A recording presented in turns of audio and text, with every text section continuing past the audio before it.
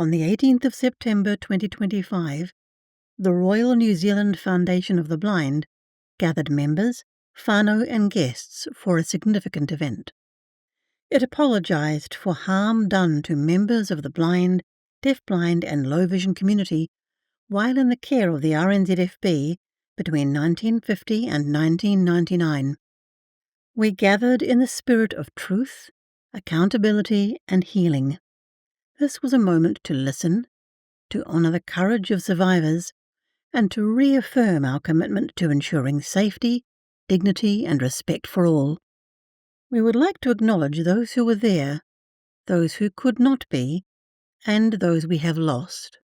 We also thank Ngāti Whātua Ōrākei, the tangata whenua, people of Central Auckland, for their help on this historic day. Our recording begins with Karanga, the ceremonial call of welcome at the start of a pōwhiri.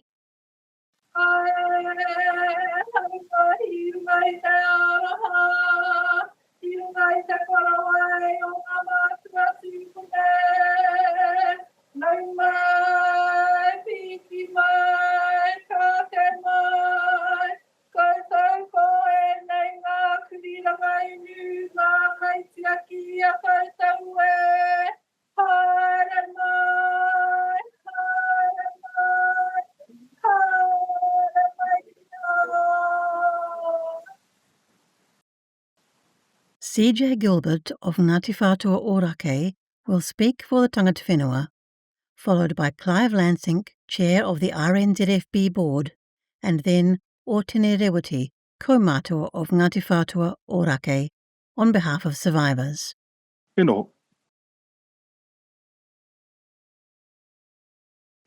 E rongo te kauhanga te ara te rongo mai whiti tūhura ki mata whai ariki.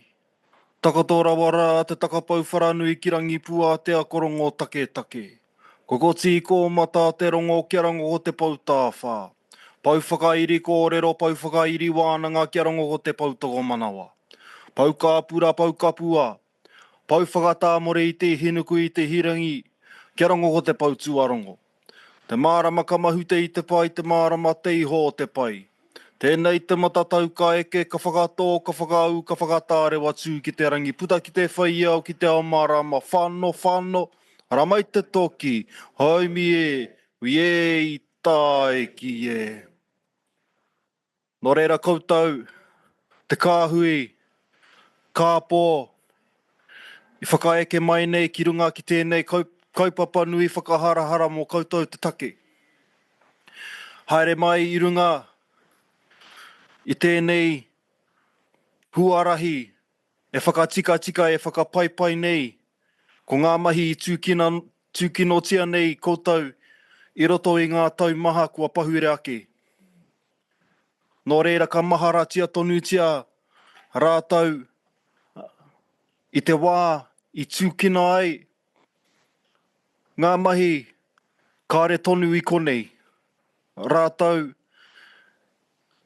kua wehe atu ki te pō, rātau,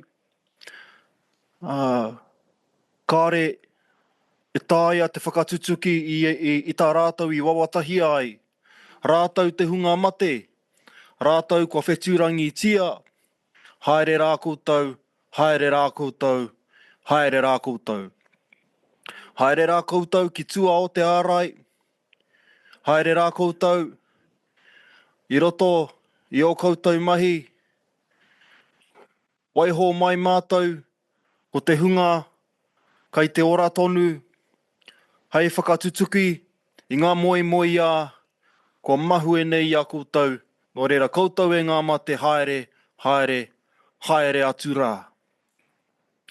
Tau ārā i te pō, tītoko ki te whaiau ki te amarama, tihei mauri ora. Tihei mauri ora ki tēnei kaupapa. He kaupapa whakamahara, he kaupapa e hohau ai te rongo. He kaupapa whakawātea i te hinengaro, i te mamai, e puritia tonutia nei, ki roto i te whatumanawa, ki roto i te nākau. Nō reira utaina mai, ko ngā māharahara, Ko tērā taumaha ki runga ki ngā karakia. Utaina mai ko ngā hara, ko ngā mahi tūkino, ki runga ki ngā mahi a kui mā koroma e whakahaere hia ana e mātou o Ngāti Whātua. Tukuna e rā hara, e rā taimahatanga, tukuna kia rere, tukuna kia wātea. Tēnei te iwi, e noho nei, i runga i ōna whenua, ko te kahu tōpuni o Tuperiri, ko Ngāti Whātua ki Ōrākei, ko Ngāti Whātua ki Tāmaki. Nō reira, haere mai, i runga i te nākau aroha, haere mai, i runga i raro i te manaakitanga, i raro i te korowai aroha o Ngāti Whātua tēnei e tāwharau nei i a tātou i tēnei hui, haere mai, haere mai, haere mai rā. Haere mai, koutou te hunga kāpō, o tira, o koutou kaitiaki. Koutou ngā kaitiaki e arahi nei, wā tātou whanaunga, i roto i te ara, e tai ai, e ngāwari ai, e māmai, te kuhu me te puta, i ngā tatau, i ngā whare, i ngā anga kei mua i te aroaro. Wai hoki, ko ngā kuri, e ki nei kuri rangaunu, ko ngā kuri, ngā tino kaitiaki, e nei he mōkai aroha, engari he mōkai piritata, he mōkai e arataki nei, e arahi nei i a tātou katoa. Me te nākau humārie hoki o ngā kuri e arahi nei i a tātou. Nō reira ka rere, tika e nei mihi ki a tātou katoa, hora nui ki ngā kuri, ki ngā kaupapa nui kei mua i a tātou. Hoi anō rā tēnei, ko tō iwi, e tautoko nei i tēnei kaupapa, e hohau ai te rongo o tēnei kaupapa, tēnei e mihi nei, e tangi nei, e whakatau nei i a koutou, tēnā koutou, kia ora tātou katoa. Pāpaki mai, ngā ngaru nunui, wāwaratia, atairiri.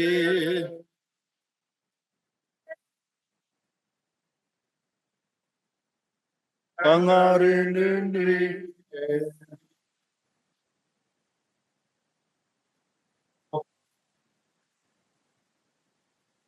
Kia ora tātou.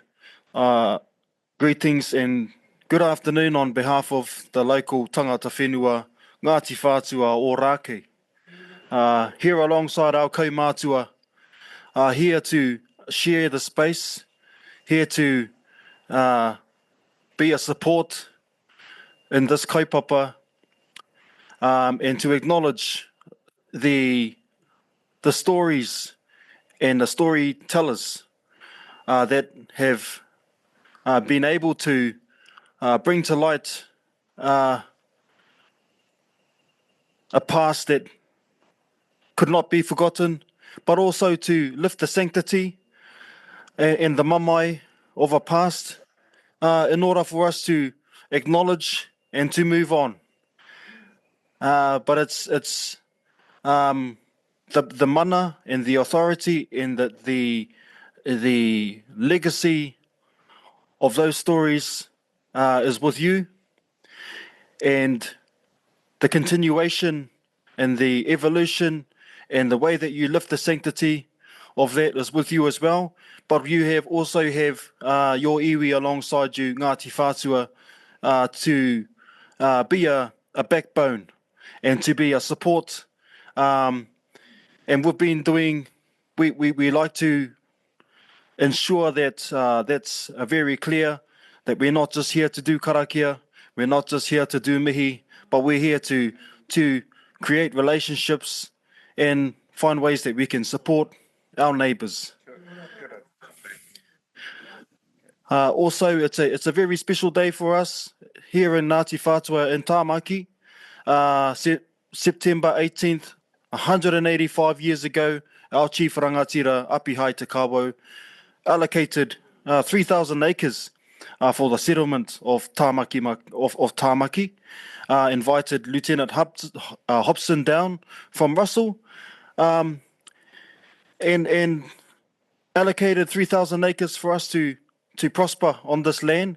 And this is just one way. Whenever we get an opportunity to share a voice, we like to acknowledge that generosity. And that generosity is followed up by a reciprocal, a long relationship. So here we are with you today, honouring our ancestor and honouring our duty and our responsibility as iwi to manaaki, to be hospitable and share the aroha. Nō reira, ko nawhi tēnei taha, nō reira e mihi ana kia koutou, o tira kia tātou katoa. Tēnā koutou, kia ora tātou katoa. E ngā mana, e ngā waka, e ngā reo, tēnā koutou katoa. E ngā mate, haere, kia a tātou e noho ore nei, tēnā tātou, e te iwi, kainga, Ngāti Whātua Ōrākei, tēnā koutou, yeah. Ka huri ki tōku reo ake. On behalf of the Royal New Zealand Foundation of the Blind, I offer our deepest thanks to you for your warm welcome today. Your mānakitanga provides a safe and sacred space for supporters of abuse and care, their whānau, and all who have gathered here. We acknowledge you as mana whenua of this place and honour your role as kaitiaki of this whenua. Your generosity and aroha uplift this occasion and give dignity to those who have carried great hurt for too long. As a board, we stand here in humility. We accept the harm caused to blind, low vision and deafblind children and adults in our care. Today, with your support, we face these truths openly and with accountability. Your welcome strengthens our commitment to a survivor-led process of healing, justice and change. For this, we say thank you. Nō reira, ka mutu, tēnā koutou. A ka nuku, ka neke, ka nuku, ka neke. Titiro ki ngā tae o Waitamata e hora nei, ki tua me he pipi wharauroa, takato te pai. Whiti, tāta. Whiti, tāta. He rā taua ki tua, takato te pai. Nō reira te mea tutahi māku ka mihi tonu ki tō tātou nei matua. Ko ia te timatanga, ko ia te whakamutunga ngā mea katoa. Ko rōrea honore ki aia i ngā wā katoa. Nō reira ka mea na te kraipi ture.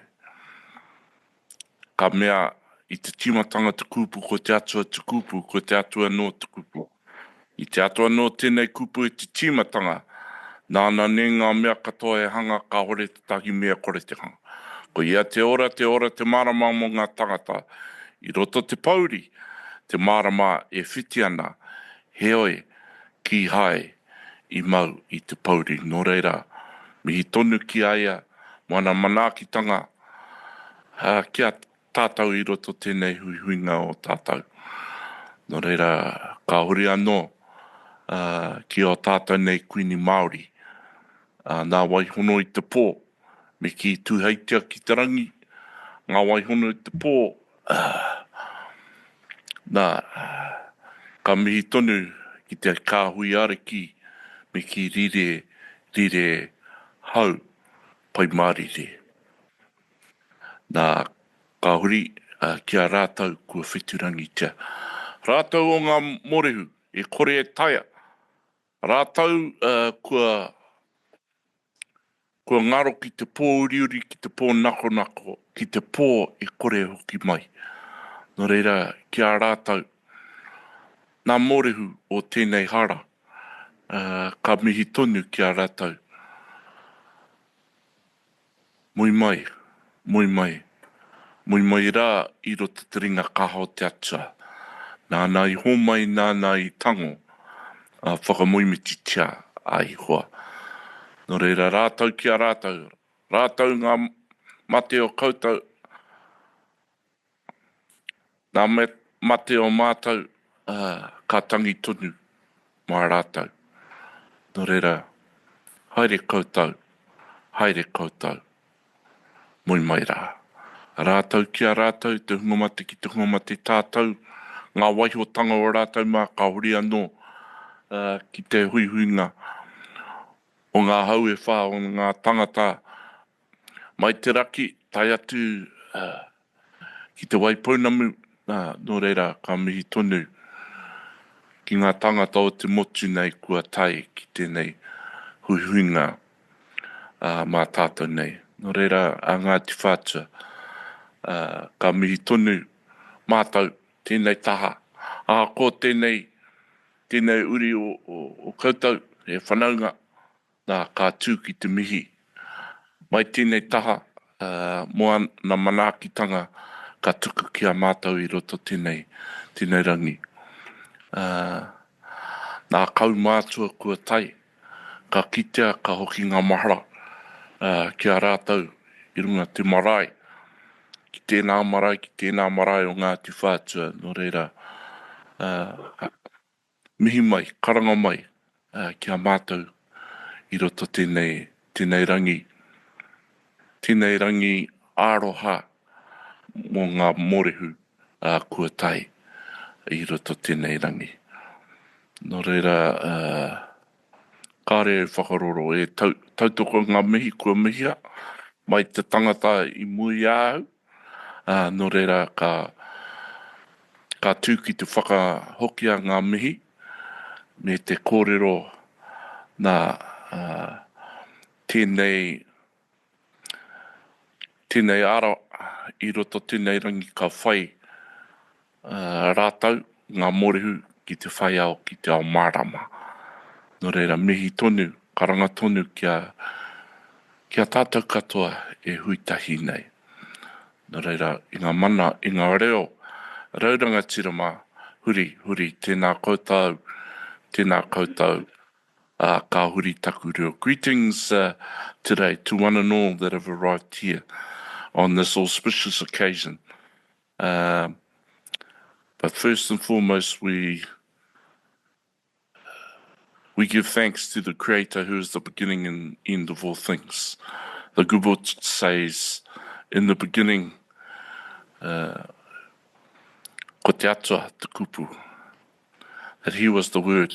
And so today we remember our Creator, and whatever belief that we have, we acknowledge the Creator today.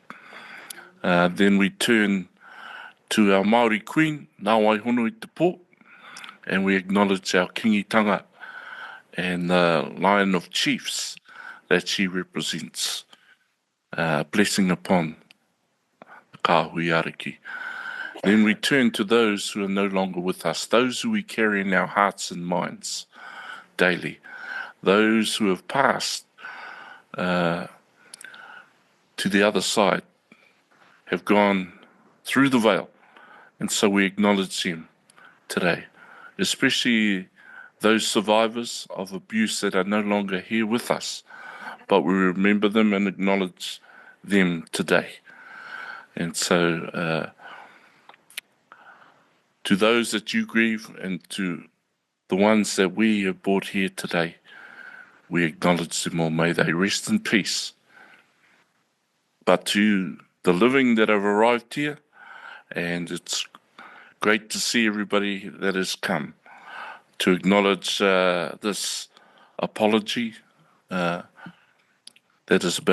is taking place today. And so we acknowledge you, Ngāti Whātua, for your manaakitanga, your aroha, your outstretched hand to support and acknowledge the Royal New Zealand Foundation of the Blind. Te tuapapa o te hunga kāpō o Aotearoa.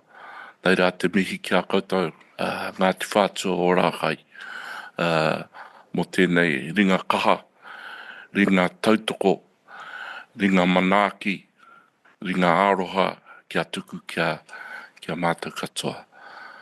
Nō reira, I stand to acknowledge you. Nō reira, e aku rauranga tirama, ka huri anō ki a koutou. Tēnā koutou, tēnā koutou, tēnā tātou katoa. So I'm just going to ask all my side over here to stand up, and we're going to sing a little waiata for these people to acknowledge them today. So,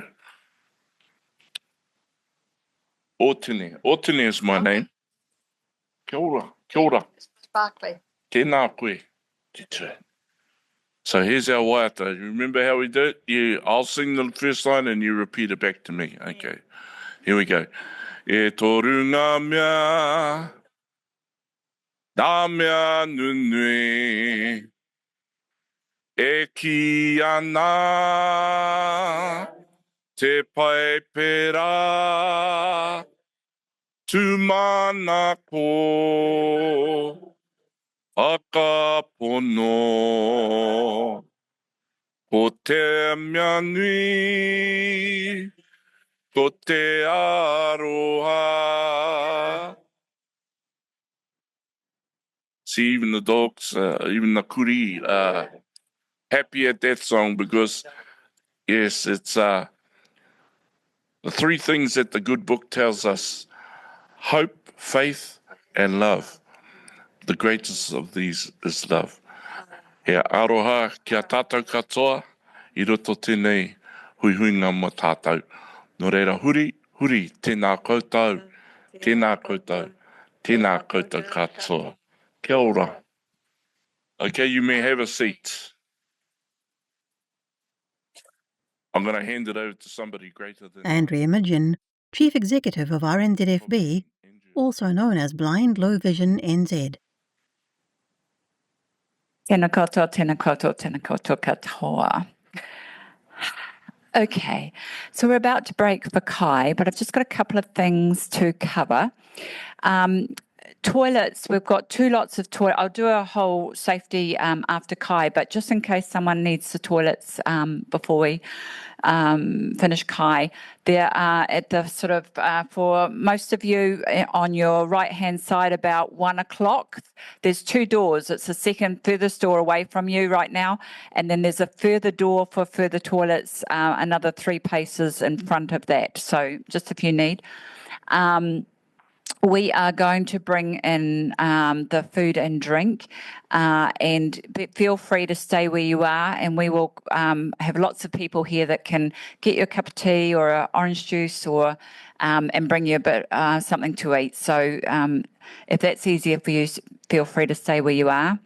And last but not least, before we move into the next section, which is hearing from our survivors, if anybody would like some hearing support, we have some sets that you can put around your neck to supplement your hearing aids. We've also got Auracast. If you've got very new hearing aids, you can hook into the Auracast, which is amazing. Apparently, it's quite new. It's a Bluetooth thing. And also, if older hearing aids, we've got a Bluetooth solution as well. So if you are in that boat, just let someone near you know, one of the blind low vision staff or me, and we will get you kitted out while we're doing the kai so that you can hear everything that's going on. Ka pai, anybody got any questions at this stage? Yes. Haywood, I'll run through at the moment, just to go that the doors that you came in is where we go out. We've got lots of sighted people here who will escort you, but I will run through the whole safety and room layout and all that when we come back from Kai. Okay. Anything else before we break? Okay. Otene Rewiti. You just want to give it back to me so we can give... Sorry. Well, one thing, so there's two things that we need to do before we complete the ceremony. So the first thing is actually to hongi, or shake hands with our people. And I think we're just going to those who want to come and shake hands with our mana whenua people, please come and do that, and we'll shake hands and hongi. But if you can't manage that, I'm sure somebody will come to you. So if you need, we'll offer that to you as well. Usually everybody goes around and hongis everybody, but this way it'll just spread germs maybe. So we'll keep, and we'll do the front. I think our people will move and we'll bring them around to you. So, and then stay there, and then the last thing that we do, and what we do is, you probably think, gee, Maoris always have a lot of food, and they always want to eat. And so to finish this process, because this is what we call a sacred or a tapu ceremony, to break tapu, you either have to be fully immersed in cold water or break bread together or have something to eat. So it wouldn't be a good look to have, 100 people from the Foundation New Zealand out in the rain standing naked. So, because we've got cameras here today, so we won't do that. We'll break bread together. So, yes.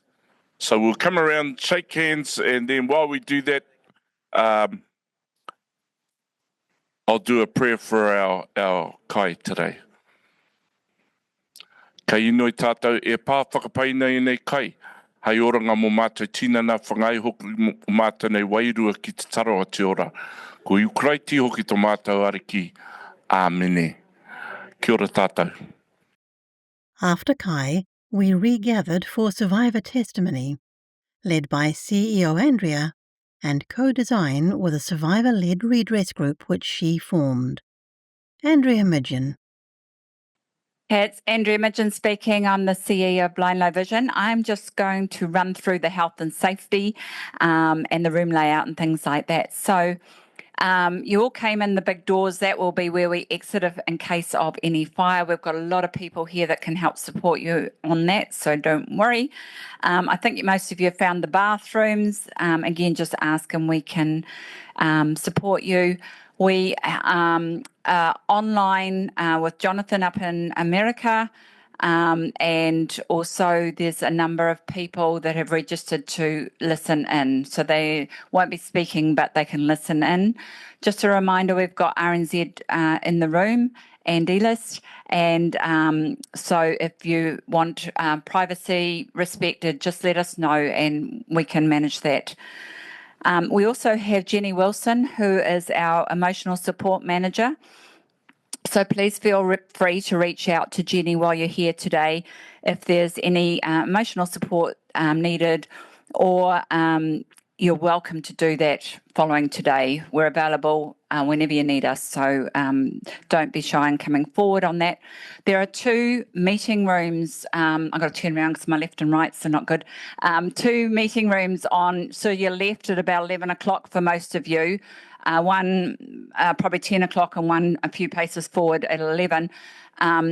They're available if you just need some time out. There's some water and a table and chairs in there. So if you just need a break from what's going on, then please just feel free to go and use those as and when you need to. Before we kick off, I'm just making sure I've got all my notes. We've done hearing, yes. Before we kick off, I'd just like to do a roll call around the room, just so that everybody is aware of who's here. Again, from a privacy perspective, if you don't want to say your name into the mic, just pass it on to the next person. Okay, so we'll kick it off. We'll start up the front here with Mr. Orr. Kia ora, Chris Orr, Director and Member of RNZFB. Kia ora koutou, Richard Pātete, Board Director. John Billings, Board Director from Porirua. Oh, kia ora everybody, John Puhara. Came to this place way back in 1955.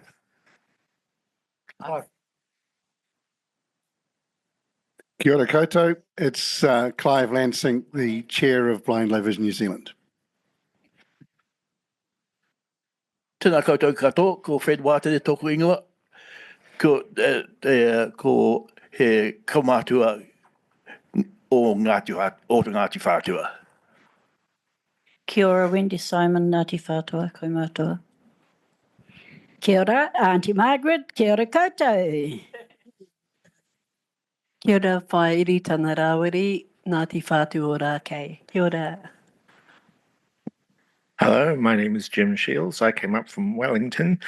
This was a once-in-a-lifetime event and I was not going to miss it. Kia ora, Ron Scott. I'm one of the board directors. I'm based in Karanga.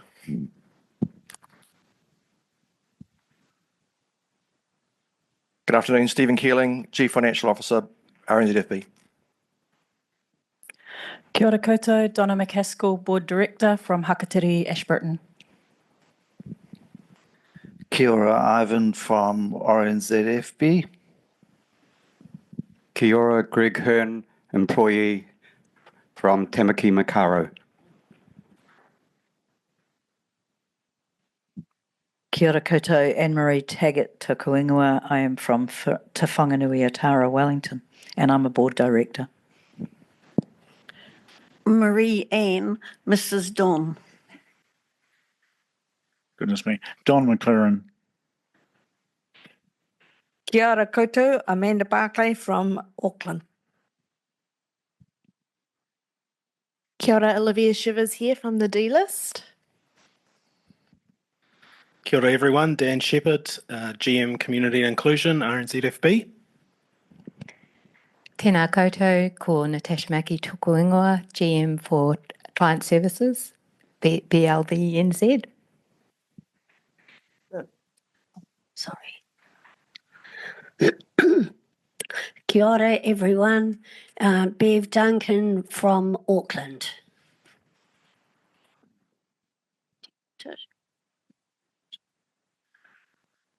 Kia ora everyone, Pauline Leslie from South Auckland.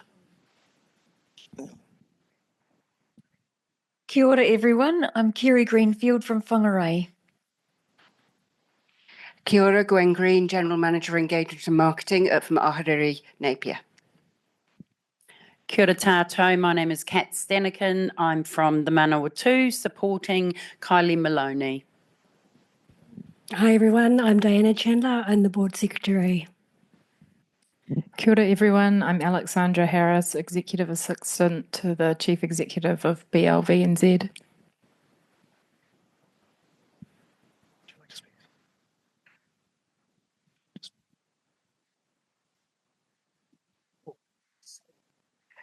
I'm David Allen from Otipoti.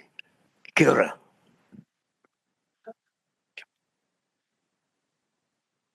Kia ora, Paula Waby from Otipoti, here in my role as a member, but I do work for Blind No Vision NZ. Kia ora everybody, Judy Small, Deputy Chair of the Board and come from Karakia, Hamilton. Alicia Brickelmeyer from the United States in support of Steffi Birkhead.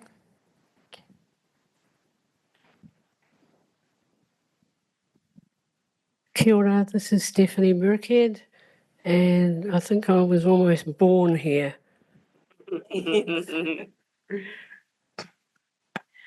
Kia ora, Kylee Maloney from Palmerston North. Good afternoon, everyone. Dr. Pam MacNeill here from Upper Hutt. Kia ora, sorry. Kia ora, Matea Parutu here, and I'm definitely a survivor. And kia ora, Boona. Oh, kia ora. This is Kelly Adams from Kerry. Ian Adams from Kerry. Nigel Waring, Head of Technology and Accessibility, Blind Low Vision NZ.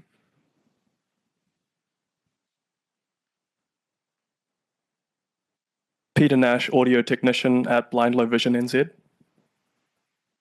Ashley Phipps, Service Team Manager, Blind Low Vision NZ. Kia ora, Catherine Simanu, GM of People for Blind Low Vision New Zealand. Kia ora, Jenny Wilson. I'm the Emotional Support Manager. Hello, I'm Danielle Jones from HR at Blind Low Vision. Hi, Esther Hornberg from People and Performance, Blind Low Vision NZ. Kia ora, Haywood Ahmu, 1955 to 1966, Operator for Aotearoa Community Feedback Line. Kia ora. Kia ora, Adi speaking, Head of Comms at Blind Low Vision NZ. And we're just going to check if you're awake. Jonathan, would you like to introduce yourself? Yes, good evening from me in Baltimore, Maryland. It's Jonathan Mosen. Kia ora, Jonathan. Okay, so now we move on to the next part, and this is about the opportunity for those who wish to share their story. There's no pressure to do so, and we have some people we already know that want to, and then we'll also open it up to others that might like to do it.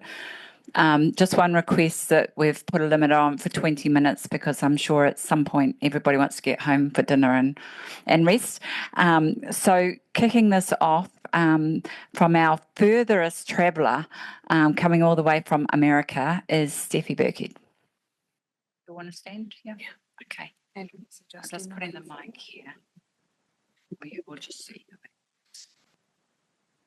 Steffi Birkhead, Redress Group member. Good afternoon, everyone. Am I coming through okay? I should be so short. Good afternoon, everyone. Is that better? Yeah. And thank you for allowing me to speak today. First of all, I'd like to begin. I would want us to pause together for a moment of silence for all those who were abused in care that are no longer with us. So if you would mind standing just for a moment for this, to honour them, please. So we'll take a minute of silence now. Thank you.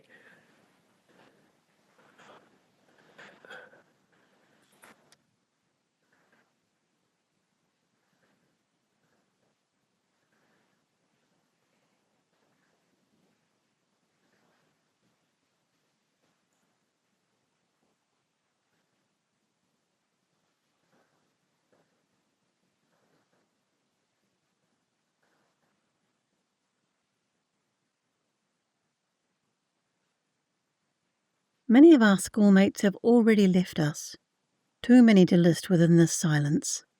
These people died far too early. May they rest in peace. May we continue to work in their memory, in justice and in healing. Thank you, everyone. Please be seated. That silence reminds us the absence speaks just as loud as our presence here today. We carry them with us into this moment. I want to acknowledge all of you who are here simply to stand with us survivors. Your presence is a statement to me personally. Okay. It says, we see you, we hear you, you are not alone. And that's how I feel personally, that that support means more than words can express. I also want to acknowledge the enormous change that I feel that has taken place. To me, it's an 80-degree shift in how members like myself are treated. Excuse me, it's difficult. Where once there was neglect and dismissal, now there is respect. That respect matters. It shows that change is real, that progress is possible, and that our voices are finally being heard. My story begins in a time when expectations were very low and support was minimal. My father was serving in the Royal New Zealand Navy, away from home 9 months at a time. My mother was caring for 2 young boys, and then when I was born, at 6 weeks old, it was discovered I was totally blind. Not long after that, it was found out that she was expecting another child. In those days, the advice was simple. Place children in special homes. From the cradle to the grave, we weren't going to amount to much. And I'm not saying that that's for everybody, but for a lot who were just put in care, that's how it was. So my parents did that because under the enormous pressure that they were under, that they didn't know what else to do, and they were encouraged to just place your child in there, we'll take care of them. And then when they leave school, you can take care of them because they'll be able to look after themselves. They'll be able to wipe their bottoms. I was placed at Sunrise Home as a baby and was kept there till they moved out to Hawaii College. And during that time, I didn't see a lot of my parents, apparently, and of course, not remembering too much in toddler days. That's what I was told. And so my parents just gave the foundation the oversight of me being brought up. And the sad thing was that because my mother felt so helpless, she said, well, if I can't look after you, then you might as well have her. And that, she was overwhelmed, exhausted, and she was having a nervous breakdown. So, I really try my best to understand. I want to be understood, so I have to try and understand her position as well. But so I was under the care of the foundation through my whole schooling, and I have to say the abuse and neglect was tremendous. As a child, I suffered abuse at the hands of some staff, not all, but some staff. There were mind games, inappropriate expectations, punished if you didn't conform. I'm sorry.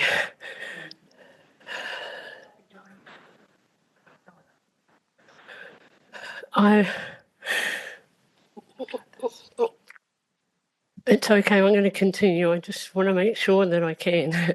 I was told things that my parents didn't want me, that they owed money because the foundation would have to buy clothes sometimes. And I don't know if it was true.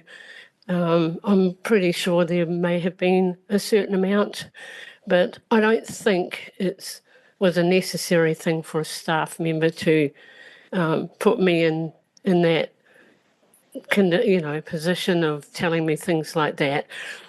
Threats, I'd get threatened that if I didn't behave, I couldn't go home for weekends. And that is very disturbing, to think that your lifeline or supposed lifeline is threatened. And I just would like to say, though, that there were some lovely staff. It's not all bad. I'm definitely not trying to portray that. But there were some lovely staff who tried to take me under their wing, but often they were told they couldn't. And they were allowed to manage you, but you're not allowed to give any real support. And then if people, I went to go to weekends and stay with people, and sometimes those caring people would want to speak and advocate for me, and they would be told to mind their own business. By the time I reached intermediate school, and my father didn't even know at that time that I'd even started in a public school, I was sent to Manarewa Intermediate, and at the time we were guinea pigs for mainstreaming. I know that Manarewa High School and other high schools had resource centres and assistance, but when I went to intermediate school, I had no support at all. The time I was in intermediate school, I was sat in a classroom. I was not given any books, brailled. I was basically told by other kids to keep quiet, my braille machine, if I wanted to use my brailler. But the teacher demonstrated publicly that she didn't want a blind child in her class, and she was allowed to get away with that. I know now, of course, that would never happen. Wouldn't you agree? I'm sure that would never happen now. No child should ever feel that the world has already decided their worth. No child should be burdened with blame for things they did not choose. And yet, despite all that, I survived. Despite the mind games, the neglect, the cruelty, I survived. And I found a way to turn my experience into something meaningful. Throughout my working life, I've never really felt that I've never taken compliments very well. I've always doubted myself, questioning my worth, carried those old voices in my head. But I found purpose in helping others, and sometimes you have to just put yourself out of it and find ways to help other people. It really does help, for me anyway. I did work for a company before leaving New Zealand to go to the States. I worked for a company that was very much involved in supporting disabled people, and you've probably all heard of Renaissance Consulting. A beautiful workplace it was. It was probably the best job I ever had at the time. It was run, it was basically assisting disabled people to live independently in the communities that they chose. And I assisted, and I won't go on, but I assisted a man who was quadriplegic, and he was in a nursing home, a rest home, and he was surrounded by Alzheimer's patients. Can you imagine a 47-year-old in a rest home, and he couldn't do anything. He was just basically there, and he couldn't choose what he ate. So I went in, and my job was to find out what he wanted to do, where he wanted to live. And he was very angry, which you can understand. He was very angry. but I will never forget him. He realised his dream of being able to get out of there. I wasn't allowed to tell his family that he wanted to get out because he said there's no way they'd want him to get out of the place. And so I worked a plan with him, and the risk that he had, which you can understand people, family being concerned, they were concerned that he could choke to death being a quadriplegic. So he said, no, I want to be my own boss and I want to decide where I live. So we sought funding and we got him out. And he lived for 14 months being able to do anything he liked as far as, independence. It was just great. It was the highlight of my job. He passed away 14 months later, and then I started getting, the family were really angry and, they wanted to take us to court. And of course I loved it because he didn't have nobody had power of attorney over him. So he was his own boss. And they didn't know I was blind. And when I went down to the tangi, that all changed. They realised that he did live the life he wanted to live. And the fact that I was blind as well, it showed them that it was possible to allow people to, to live the way they want to live. But in closing, I just want to I've lost my train of thought now, but I'm just really thank you for today. All the hard work that's been put in it by the board and especially Andrea. She's been a real tower of strength for me over the last year or so, maybe a little longer. And, she's probably seen a little outburst of emails sometimes of different, not it personally, but just me frustrated over my own feelings, which I'm still getting to grips with.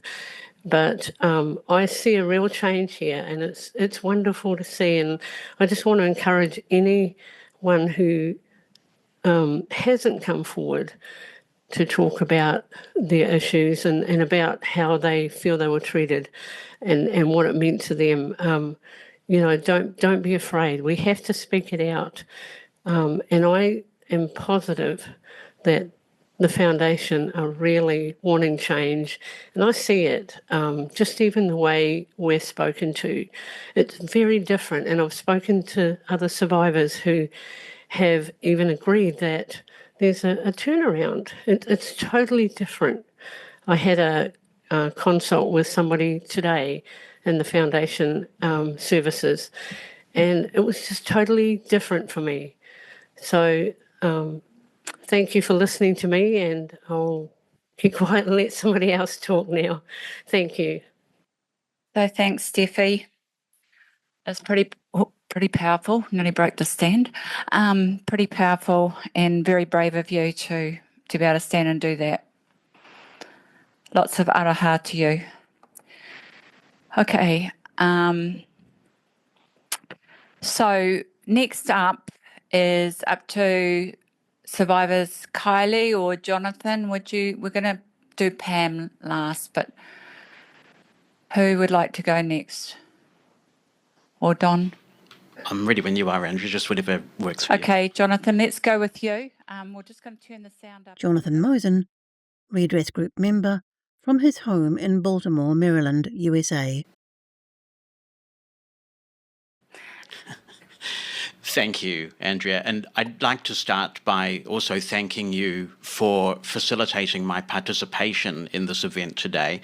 Immigration processes underway here in the United States mean I'm not able to attend in person.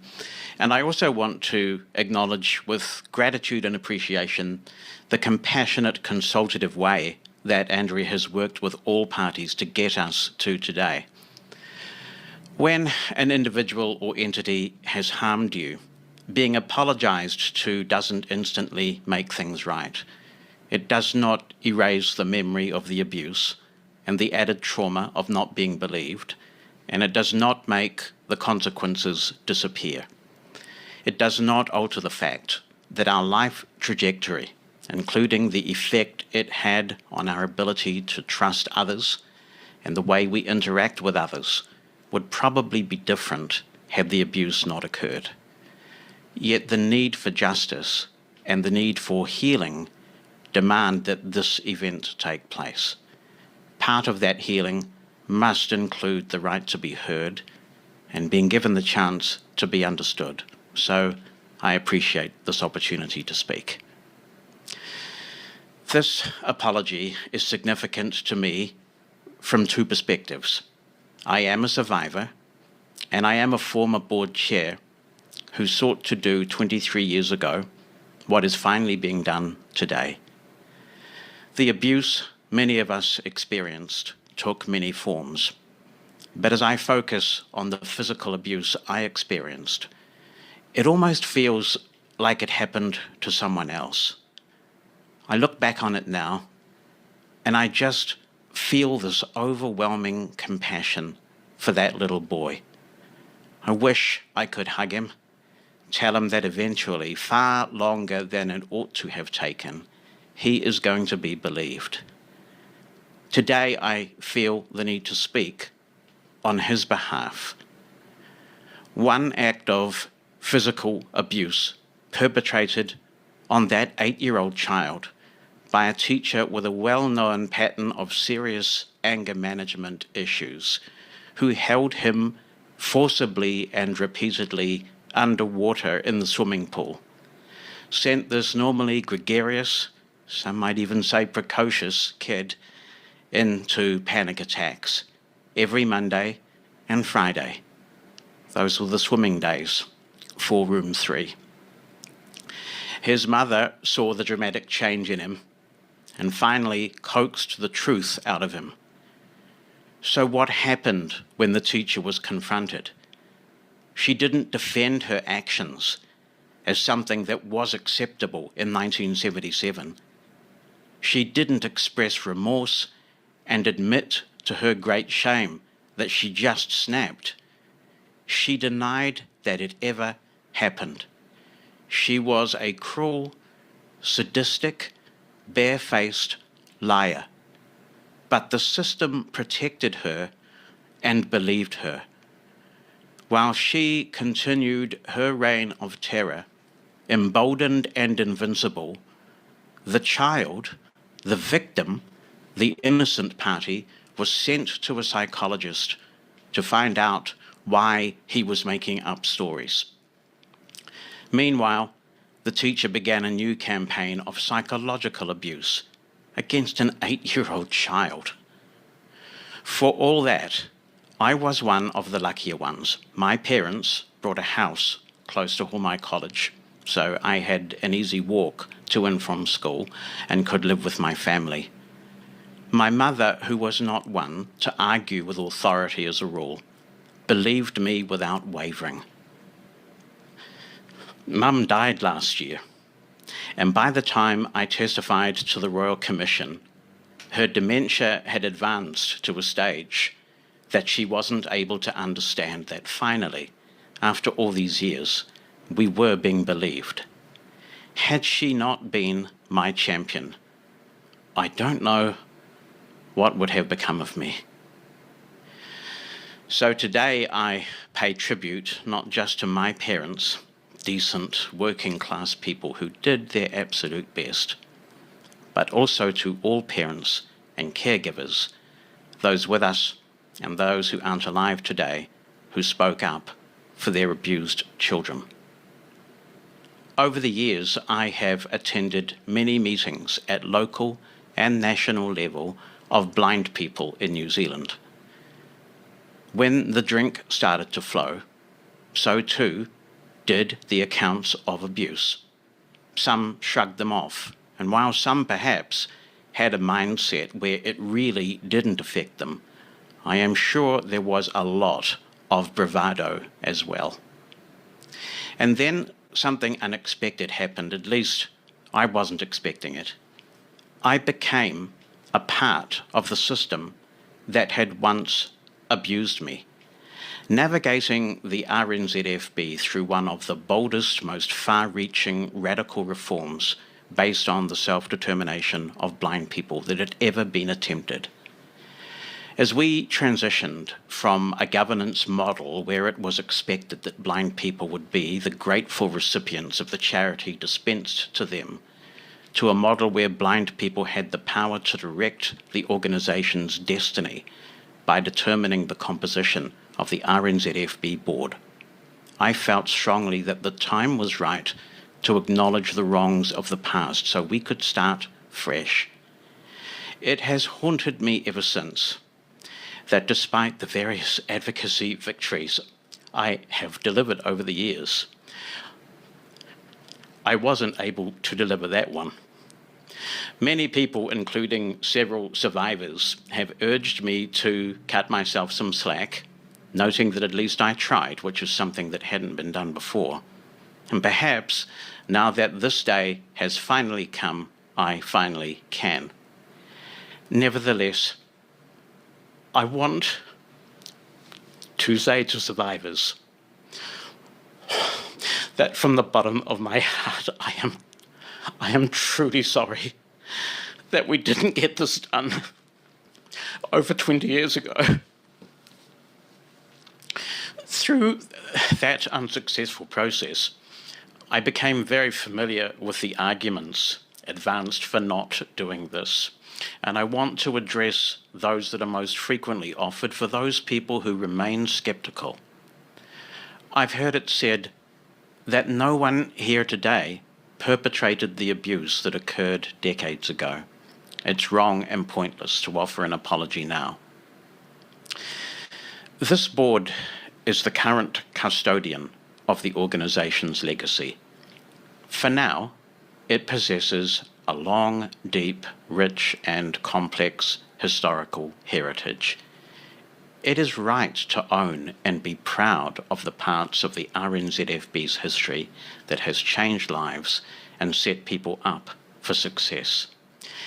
I acknowledge with appreciation the education and the opportunities that the organisation has given me. But if you're going to own the history, you've got to own all the history. It is said that it is unreasonable to judge yesterday's actions based on today's standard. And to that argument, I offer two responses. First, what happened to some of the children entrusted to the RNZFB's care, including cruel physical and psychological abuse, was never okay, ever. Those who were allowed to get away with perpetrating such abuse on vulnerable, innocent children got there through deficient recruiting practices. They were poorly supervised when occupying the roles they should never have been hired for. The culture did not encourage disclosure. When some plucked up the courage to disclose anyway, when victims presented the supervisors of the perpetrators with compelling and disturbing evidence, the supervisors usually did nothing of substance, and the victims weren't protected. That was never okay, not in any century. Second, systemic abuse, such as the removal of little kids from their families and communities, was done with the best of intentions at the time. But it is absolutely appropriate to say that had we better understood the lifelong repercussions to family relationships and to the well-being of some of the children, we would, as a society, have done it differently. We would have and should have ensured that blind kids were resourced to thrive in their communities, while also providing them with the considerable benefits of getting together with blind kids and blind adult mentors for peer learning about blindness. New Zealand society as a whole, not just the RNZFB, must own this part of our history. Finally, it was argued that if the RNZFB acknowledges and apologises for the abuse, it may open the organisation up to financial redress. Yes, it might, and it should. Actions have consequences. Not facing up to the consequences of those actions is cowardly, and it prolongs the abuse. It is long past time to confront the past head-on in totality. It saddens me to think of how many people have died in the 23 years that I first tried to get this done, who should have been apologised to and compensated. I pay my respects to those people and surviving family members today. So while today may or may not provide closure for every survivor, it is an important step to hear from the board that we were wronged, we were let down, and that we deserved better, because we were and we did. As I close, it is right that my final remarks are for fellow survivors. Thank you for your courage. Thank you for keeping hope alive. Thank you for not giving up the struggle for justice. Being taken back to those dark places which many of us have tried to bury just so we could get on with life has been tough.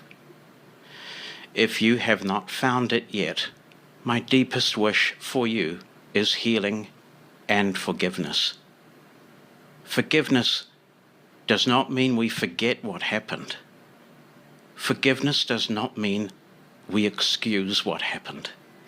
Forgiveness is freedom. Forgiveness is saying, I choose to release the hold you have on me. I am evicting you from the rent-free place you have been occupying in my head. As the theologian Lewis Smeads once wrote, to forgive is to set a prisoner free and discover that the prisoner was you. And Martin Luther King said, darkness cannot drive out darkness. Only light can do that. Hate cannot drive out hate. Only love can do that. In your own time, if you are not there already, may you find peace. You have suffered too much, and you deserve peace and love and mercy. May you never doubt you are worthy. You are enough, just as you are. Thank you. Thank you, Jonathan. And I can tell by the room here that we're sending a room full of araha all the way across the miles to America to you. And big virtual hug from me. Wish you were here and I could give it to you in person. We hear you. I think you've been heard really, really well. So kia ora. Okay. Sorry? Okay. Come on, Maureen. What? Do you want to sit down? You want to stand? Okay, do you want the mic? Standing ovation. All right. Amanda Barclay, survivor. Marie Jet, as some of you guys probably don't know, she was involved in the abuse I suffered. Marie Jet rang Mum and I, and we went to the court in Manukau, and the Lord, because I'm a strong Christian myself, the Lord said to me in the witness box, and he said, discipline and decorum, because I like Apostle Paul in the Bible. He's my role model. And I had support from a guy in Tauranga, Patrick Dye, who's in Tauranga. He used to work for Radio Rema. And I did a karakia all through the courtroom.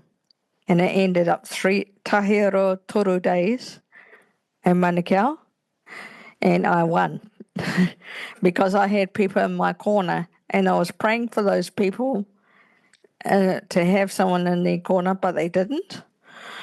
And we had Mr. Regan Tamaheri, who looked after Mum and me, and the Lord worked on, and I did a karakia before the whole court proceedings because I was abused from Mr. Vasey because we were in a community home. We were doing independent living course, and I was sexually abused, but I came through it with flying colours. And because I had support from my ex-pastor, Bruce McDonald, who's now my spiritual dad. And no one can get through it unless they have Jesus on their side or in their hearts. And so that's how it happened. And anyway, there was Stephen Dodds, Tracy Power, they weren't there, but them's the breaks. And Marie called for the court case, and it went through. And I got healing for a whole lot of stuff from there. And okay, Jonathan Mosen said we won't heal, but we do, as long as we care, kaha, and belong in Jesus.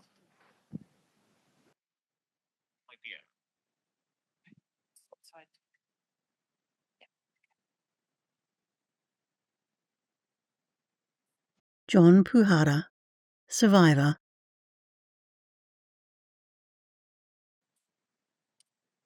You're going to sit down and stand.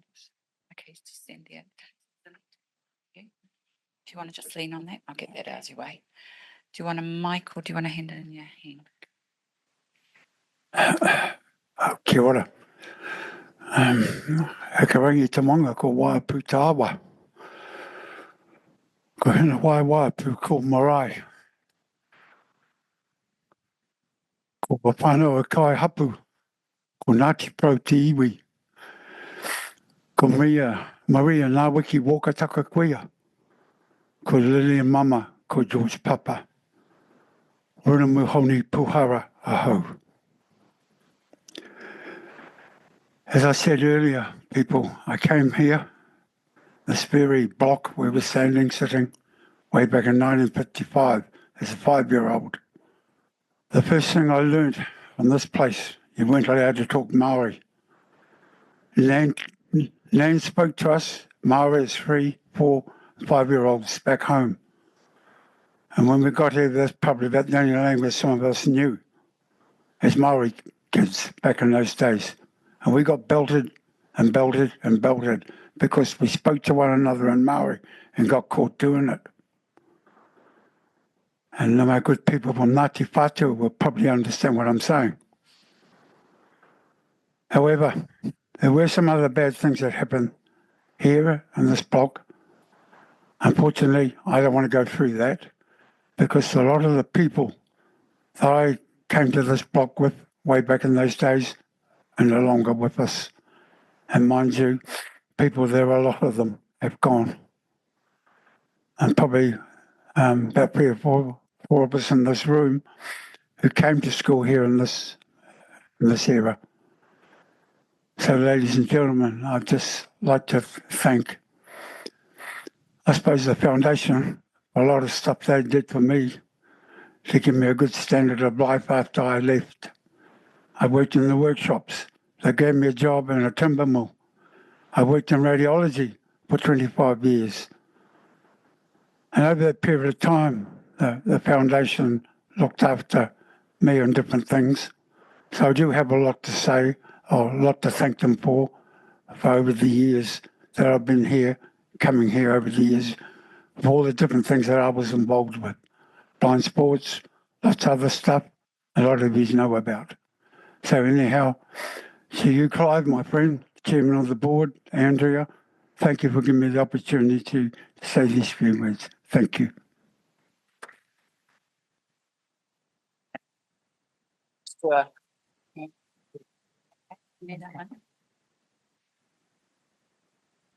Thank you, John.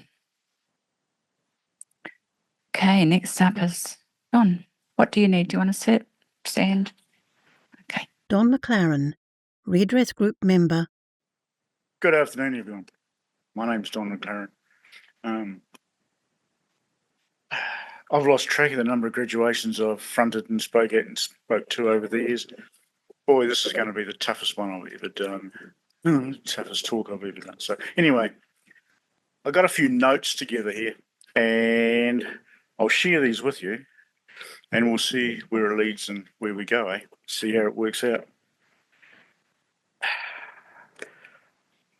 The first thing I'd like to do is I'd like to thank Andrea and I'd like to thank Clive because I know that, excuse me, I know that without those two, I wouldn't be here.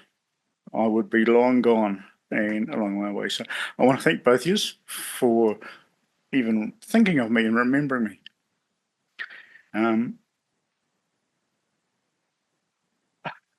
What I've discovered over the years is that abuse casts a shadow.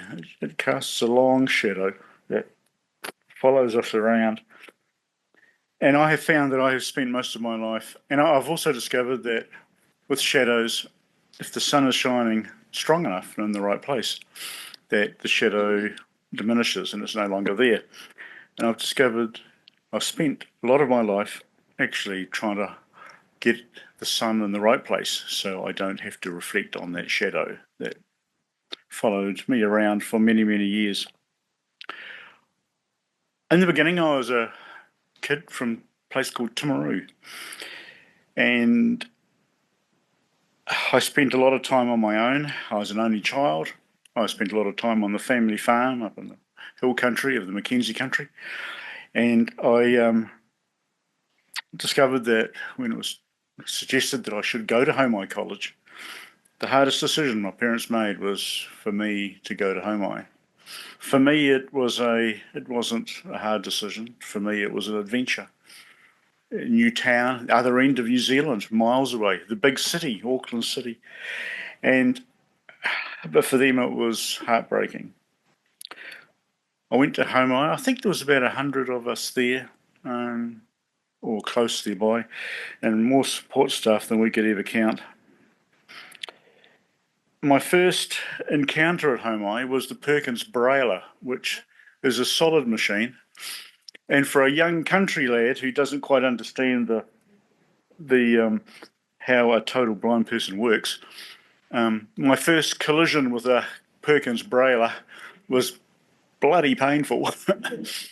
And I had the bruises to prove it for the first few weeks until I figured out that what you did was keep out of the road. You didn't actually expect the other person to move.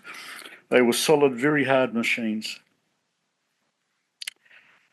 My experience at Homai was extraordinary. It gave me broader horizons, higher expectations of myself. It was something I would have never got if I'd stayed at home with my family and up on the farm, because it was very insulated there. Yes, I was sexually abused at Homai College. That's how it was, by a housemaster that I respected and trusted, by a person who actually spent his holidays with my parents at home and come back to Homai to abuse me. And I spent 5 decades trying to deal with that abuse or bury it. Not sure that I was too successful with either, to be honest with you, but I tried hard. I arrived home trying to figure out which way was up, trying to figure out who I was, what I was, why did this happen to me? Big question. I didn't get any support. And sitting here today, I was actually remembering the words that the headmaster told me when I explained to him what had happened to me. And he said that if he ever heard me talking about it, or if he ever heard the story go around Homai, then I would have a close encounter with the business end of his cane. That I still remember very clearly, and I never ever told my parents. My parents had absolutely no idea what happened to me at Homai because of those words that sat before I left Homai.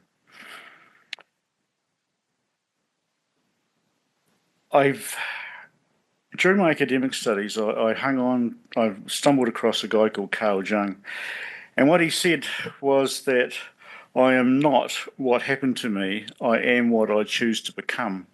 Those words I've hung on to a lot, especially in the dark days, especially when things catch up on you and you're not too sure quite where it's all at. But Homai did shape my passion for curiosity and my passion for what I did. Here we go. Homai did teach me to navigate my way around a community of diverse people with different perspectives on a life with wide-ranging personal skills. And I would have never got those experiences if I'd stayed in Timaru. So Homai did a lot for me in some things. It introduced me to experiences I would have never, ever had.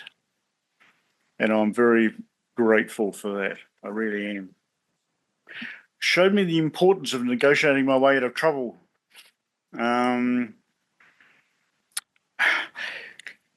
In the senior boys at night time, we used to have supper. We'd bring a loaf of bread down from the kitchen and we would cook it up for supper at night. One of the things, if we played up, the house staff would put you off supper for the night, so you weren't allowed supper.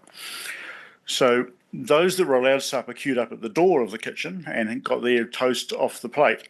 Those that were put off supper, that weren't allowed to, sauntered past the window of the kitchen outside of the building, and their toast was passed out through the window.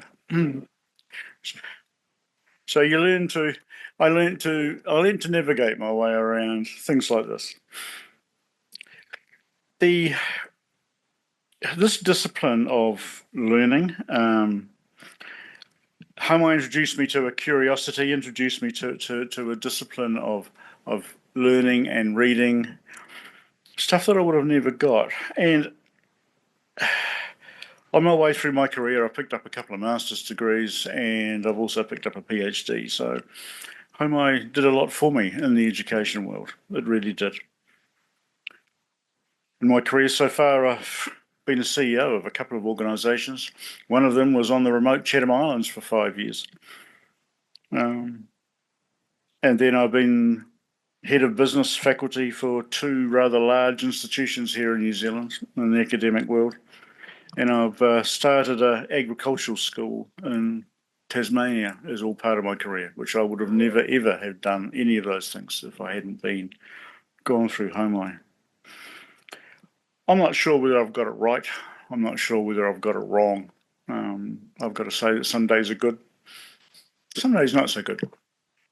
Some days I find that the whole abuse thing kind of sneaks up on you when you're not looking, and that's when it hurts the most. What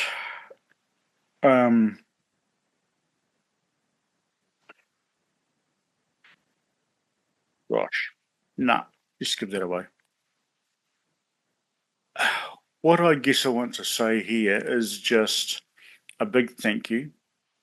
I want to also say to those that have been abused that I don't have the words, but I do respect your courage and your tenacity far more than I can ever explain how much I do respect you for what you've stood up for and what you've done. I spent a large part of my life running from the whole thing, hiding from the shadow that was behind me. It's only in recent years that I've decided to turn around and actually face it. And so that's why I've got so much respect for you, because you've all run the long race. I've only run a short one. And I want to thank you. I want to thank Andrea, Stephen, and Clive. Thank you.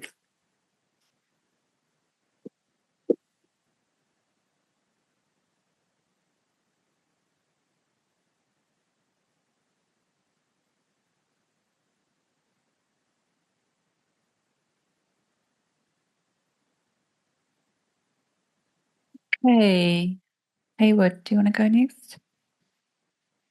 Thanks, Don. Haywood Ahmu, survivor. Kia ora. Hello, everybody. My name's Haywood Ahmu. And good afternoon to you there, Jonathan. Once I open this door, I will explain, and once I've finished, I'll close this forever. Now, I grew up with Clive, John, and most of us at school. Now, the abuse I received was never ever good, not only at school, but at home as well. Now, I'll explain. When I was born in a family of a Samoan side, your first had to be perfect, and I was imperfect because I was partially blind. And I hurt my father because I was not perfect. All I can tell you is my body is full of metal parts because of all the hidings and the beatings I got. And everywhere I go, at airports and that, I trigger off alarms because my body's full of metal parts. And yes, I do carry a pacemaker as well. And this continued for so many years. But one thing I will tell you, I had a mother that loved me, and I had a father that hated me. But I do miss her. And that's the only person that loved me in this world. And the only way I could get away from all the abuse at home was to join my mates for hockey, for cricket, and all sorts of things at school. And back in 1960, we had a teacher, and I couldn't spell one word called island.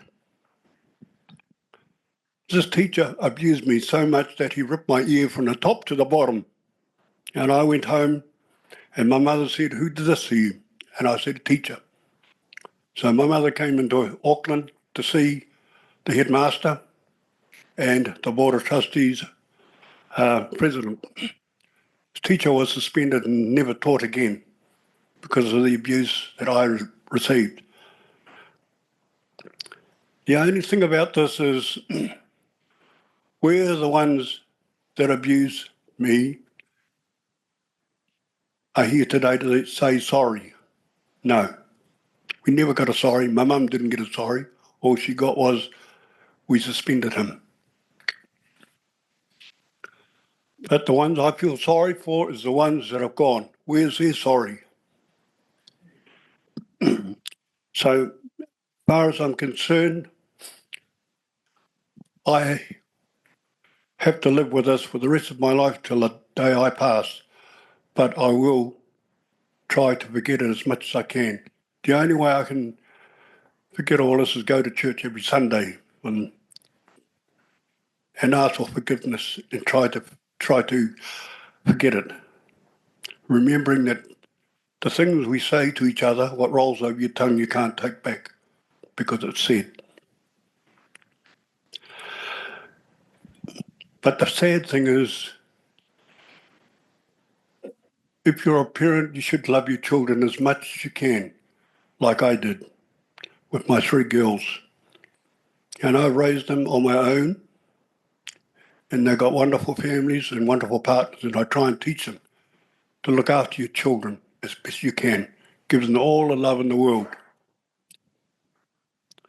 So from here on in, I've got to say thank you for listening to me, and I will now close this on my side of things, and I just hope that I can move on.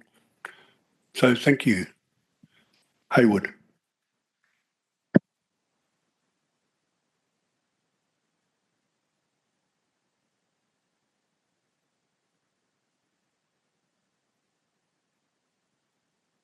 Kia ora, Haywood. Thank you. Okay, is there anybody else that would like to speak? Matea?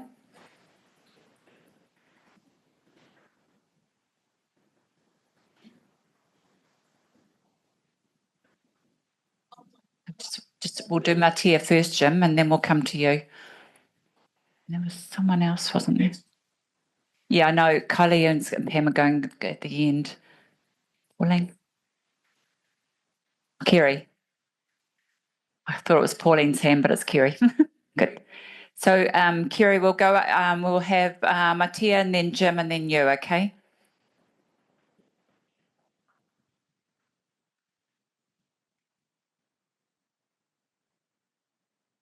Matea Parutu, survivor.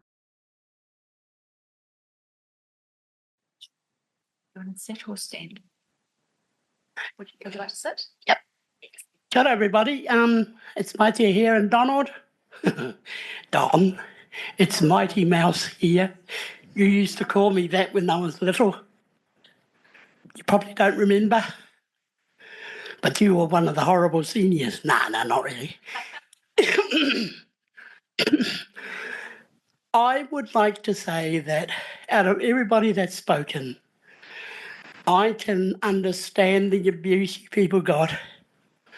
There was a hell of a lot of racism when I was going to school.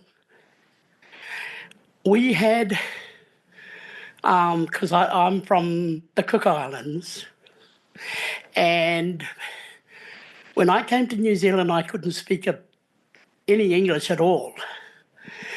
But I know I learnt quick, but they expected me to know every aspect of English after 2 years. Now, we were sort of set up in groups. You had the Caucasians in one lot, and what they referred to as this dumb coconut and Maori in the other lot. And that hurt because I love coconuts too. But I don't like that term. And it kind of distilled in the kids to be the same. One girl said to me, I'm going to wash your face until I get the mud off. And I gave her, I punched her with that.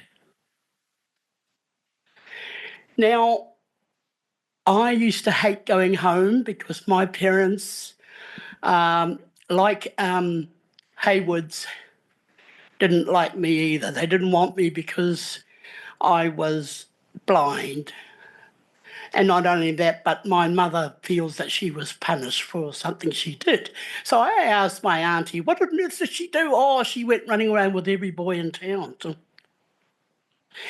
But that wasn't my fault.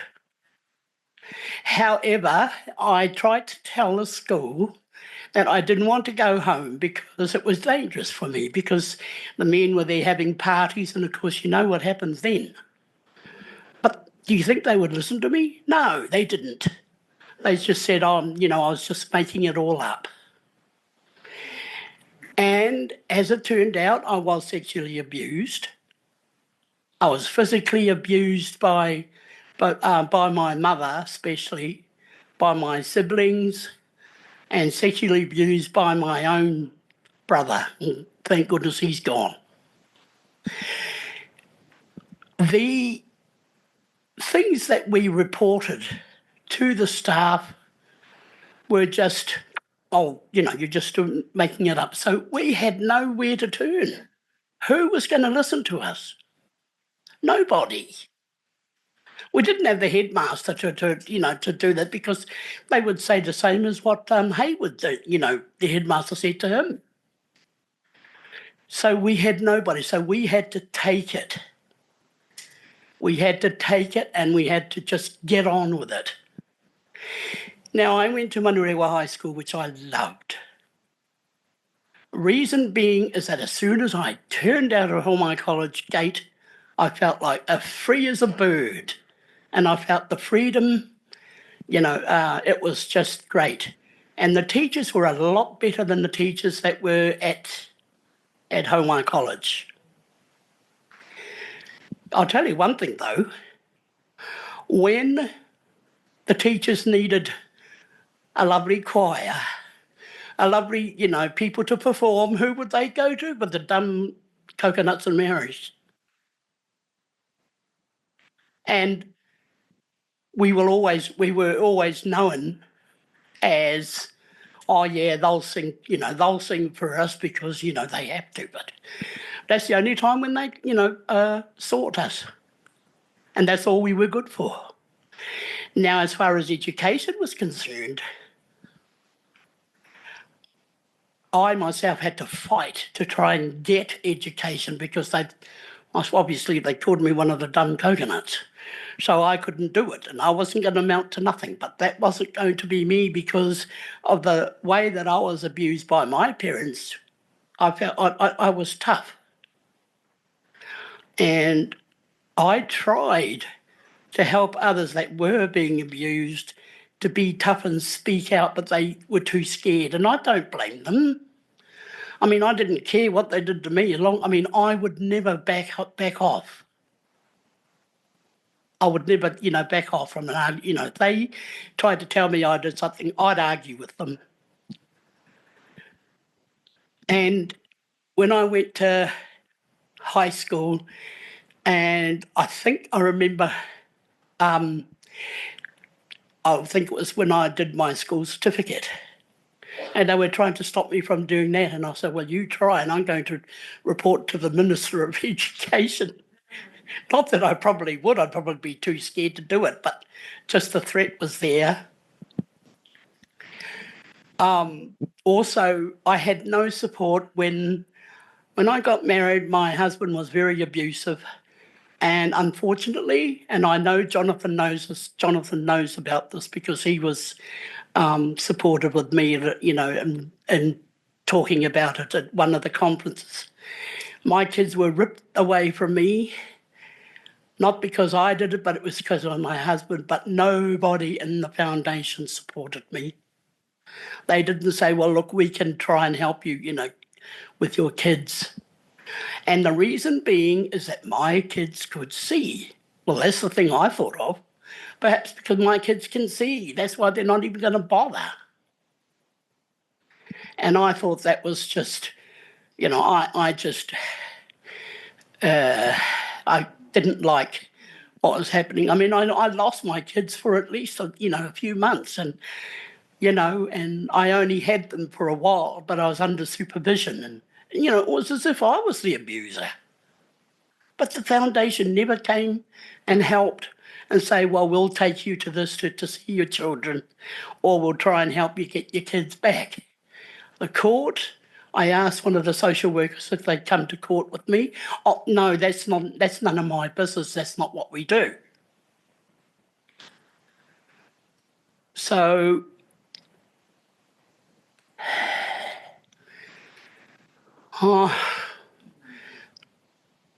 my heart goes to every survivor in this room that hopefully Foundation will see fit to do something about what, I mean, I know the people that are here aren't the ones that did it, but of course that's, you know, that's by the by. But I want to thank every survivor that's spoken so far for the courage that they have had to do this, you know, to come up. And it has been heart-wrenching to hear some of them, you know, crying and you know, and a lot of the times I felt as if that they were actually saying the things that I, you know, wanted to say. And Jonathan, to you, I remember when you were only, I think you were about 4, and I think you were in radio. You were talking to Tim and Jeff, Tim Bickerstaff and Jeff. Oh God, I forgot what his name was now. But anyway, and you were this little boy that was, you know, giving out presents willy-nilly to people and really making a lovely show of the Christmas thing to not every year, but all the years that I heard. And I thought, well, I never knew what you said happened. You know, I never knew that. And I'm very sorry that I didn't, because I would have at least tried to do something, because I always loved to help those who needed it. But you certainly came through on the radio there, Jonathan. So I will close off now and say thank you very much, Andrea. Thank you to all the people who organised this, and have courage, survivors. I'm with you all the way. Thank you.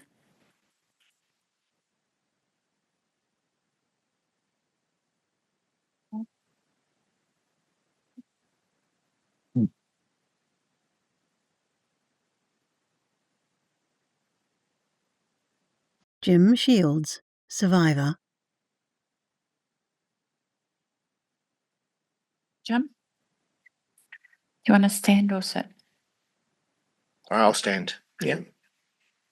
Well, I'm a survivor. I was at Homai and Manurewa High School from 1996 to 1997. And the abuse I suffered was more psychological. Well, at Manurewa High School, I'll start. There was I got some names to name.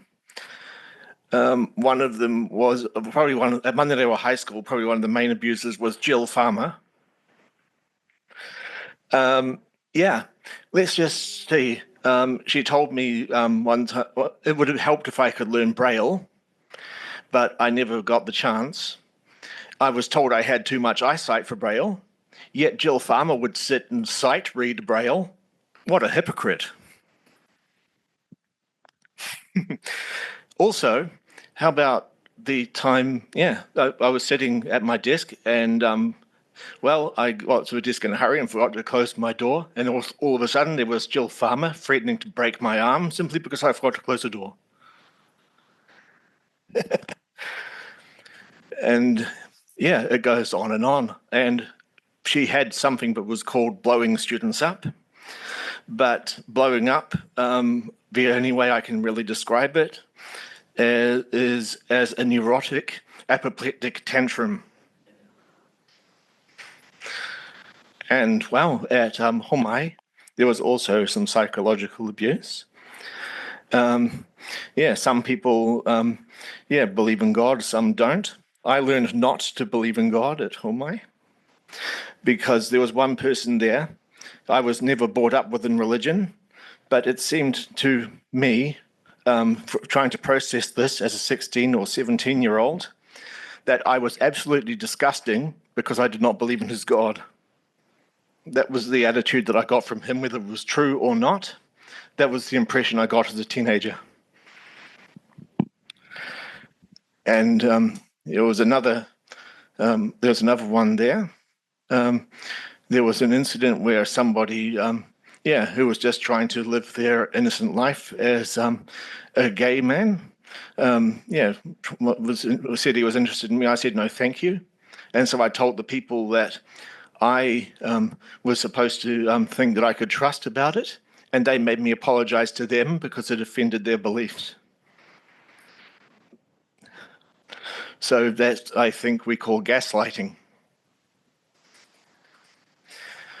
And and also the caregiver, one caregiver there decided it was absolutely a wonderful idea to take a bunch of us, there were 4 of us at the time. They said to a bunch of people who were blind and also deaf, come outside and look at this dead hedgehog. What for? A dead head? Yeah. So I was just wondering about the logic behind this. And also one staff member there decided it would be an absolutely fantastic idea to take us out to watch aeroplanes land. Quite what a blind or deaf person is going to benefit from watching an aeroplane land is beyond me. So there are people who were there longer than me. There were people there who had a higher rate of abuse than I did, and that is unacceptable. No abuse is acceptable, no matter who's doing it. But yes, with the harm that was done, my brother had a wedding, and because of the way I was treated, unfortunately I couldn't attend my brother's wedding because the idea of being in a church for me was honestly traumatic because of the way I was treated as being disgusting for not believing in the Christian God. So yeah, I could ramble for hours, but because we've got a little bit of time, that's my piece. Thank you for listening, everyone.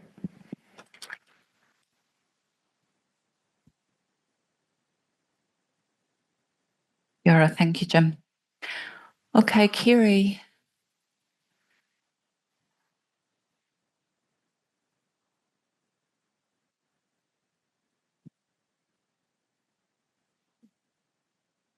Kerry Greenfield, survivor. I'm just here. You want to face people. Okay. There you go. And there's a lectern just in front of you if you wanted to put your hands on it at all. Just a little bit further forward. There you go. Thank you. Good afternoon. I'm Kerry Greenfield. I was brought up in Auckland and I now live in Whangarei. My parents moved to Auckland so that I could be a day pupil, so that I wouldn't have to go to boarding school. But firstly, I want to say I'm really sorry to hear about all the abuse that people have suffered as they've gone through the system. It is very sad, but as a Christian, I do want to say that God cares and that He has the power to heal your emotional wounds.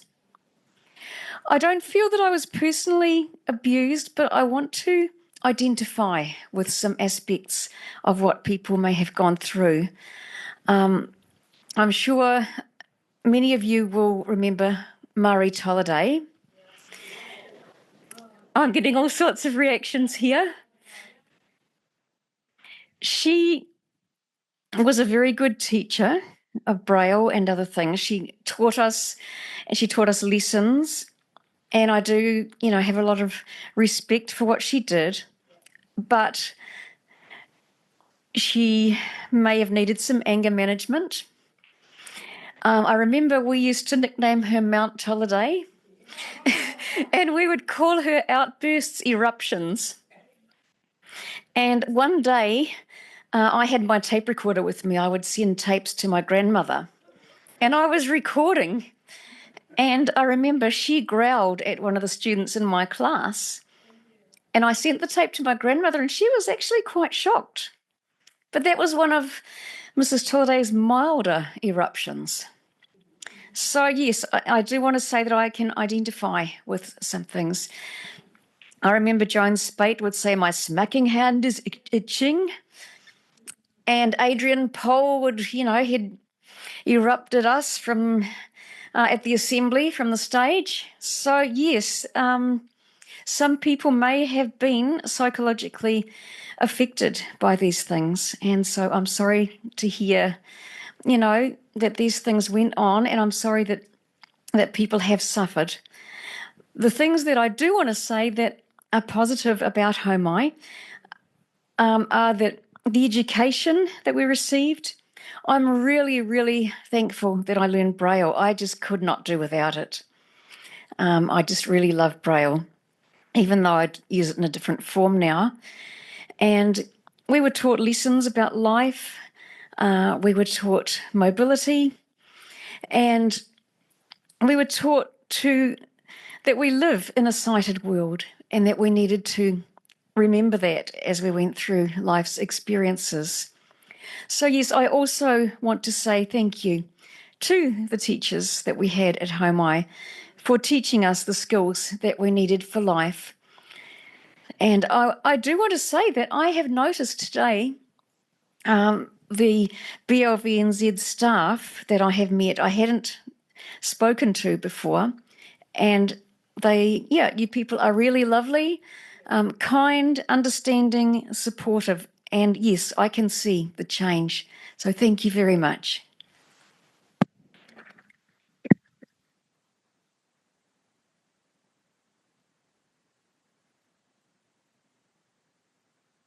Thank you, Kerry, for your kind words.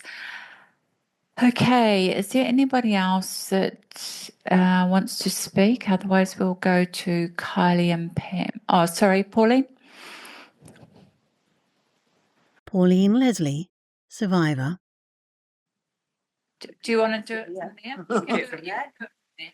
Can I do it from here? Hello, everyone. I'd just like to mention that when I was very small, I was at Sunrise.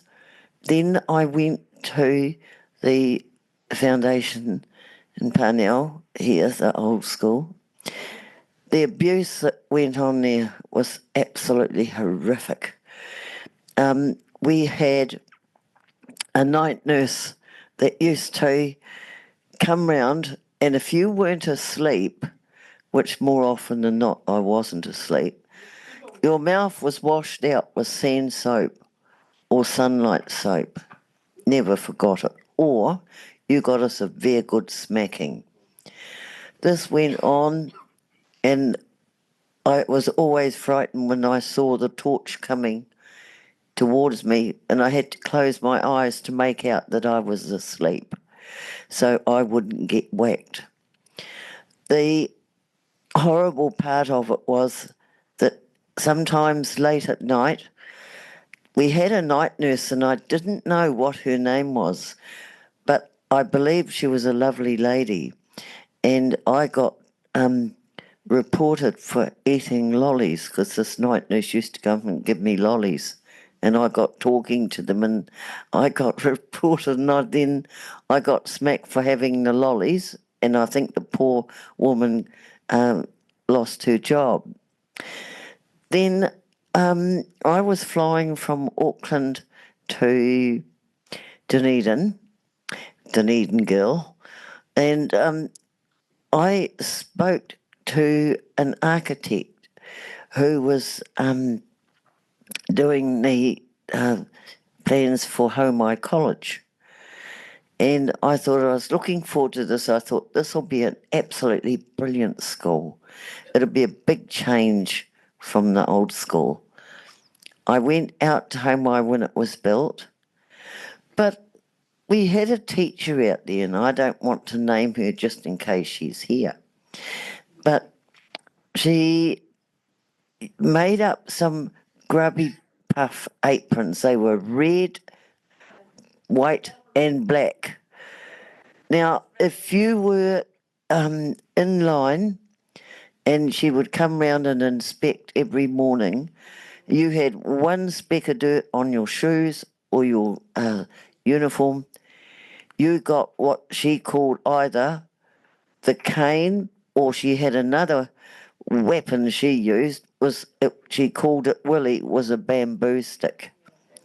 Now, I watched in horror of some of the girls that got really severely belted. Now, you were made to wear the grubby puff aprons around for a week, and when you had Braille Week, if the media were filming out there, you would be made to feel really uncomfortable because you'd be walking around with a grubby puff apron. I was glad when that teacher left. Thank you very much. And I'd like to say thank you to the staff that put this on. I've now got to heal and move on. Just before I do finish, I was sexually abused, but I blocked out a lot of it, but I still remember some of it. When I got married, I told my husband about it. He was very sympathetic. He was a lovely man, and I miss him very much. So thank you to the staff that put this on today, and to all the survivors. I've heard your stories, and they're extremely sad. Thank you.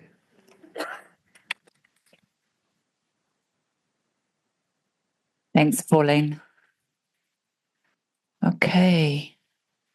Anybody else want to speak? We can come back to it anyway. So, okay, Kylie and Pam. And now it's my turn. Kylee Maloney, redress group member. Do you want to stand? Okay. All right. There's a mic just something up there. It's got two. One at a time. This one here. It's on a stand, or do you want to hang on to it? On the stand, please.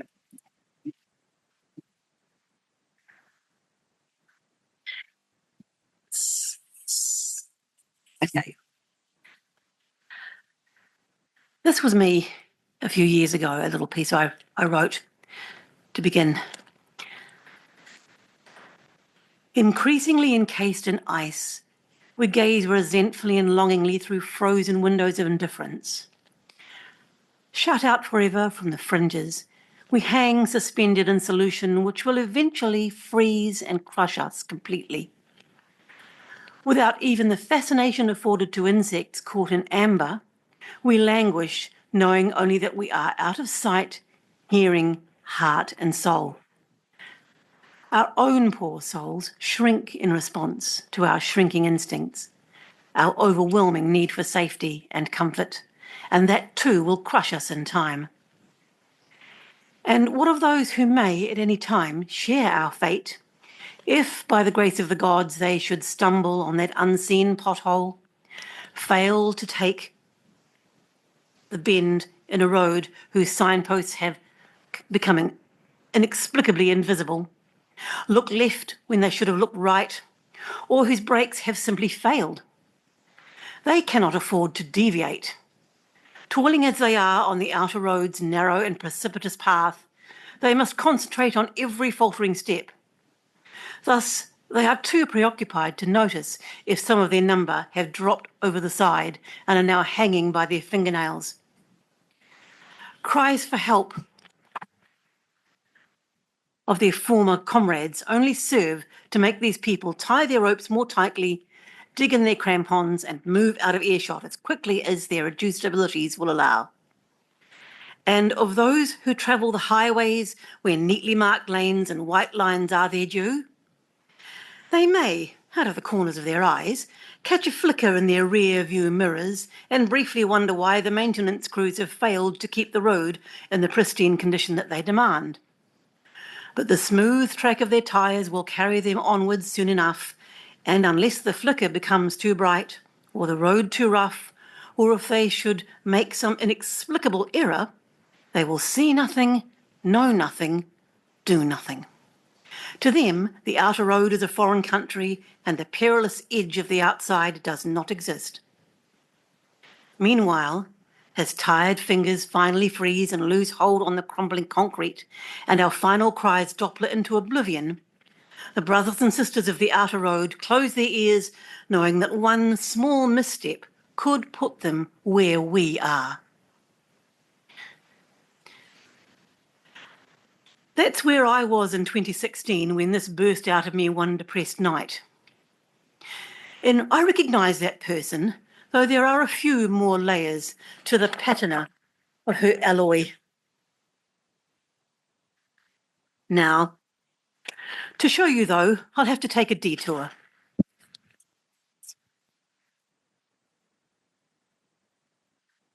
We don't know what we don't know. That succinct little piece of doggerel may have been popularised by Donald Rumsfeld, but its roots come from Socrates. He thought that wisdom was about awareness of how little we know, hopefully engendering a desire to know more. However, many people don't appear to think that way. We're all born ignorant, blank canvases waiting to be filled. We start by making our own rudimentary pencil marks, gleaned from our fledgling understanding of and conclusions about the world around us and the people in it. Most of the early patterns, however, are drawn there by adults on whom we depend for comfort, sustenance, guidance and learning. And despite drawing, erasing and overdrawing over our whole lifetimes, those early patterns seem to stick. For instance, at 4, I learned that school wasn't like play centre where you went on the bus, had games and activities and then came home again. School was somewhere you were taken by your parents and then left for ages. School was where the food was strange and rigorously controlled. You had to have a spread on your toast whether you wanted it or not, and weren't allowed the same spread for more than a few days running. If you fought against a certain food, it was physically forced into you. Held still, nose blocked so that your mouth would have to open to breathe. It was also where control became king because it wasn't just your food, but your bodily functions which came under scrutiny. Please, can you check my duty? That's number 2s for you uninitiated. You couldn't go to school until you had done it. I learned that school was full of other kids with whom I sometimes disagreed, and that although fighting 2-on-1 was unacceptable, that rule only seemed to apply among children.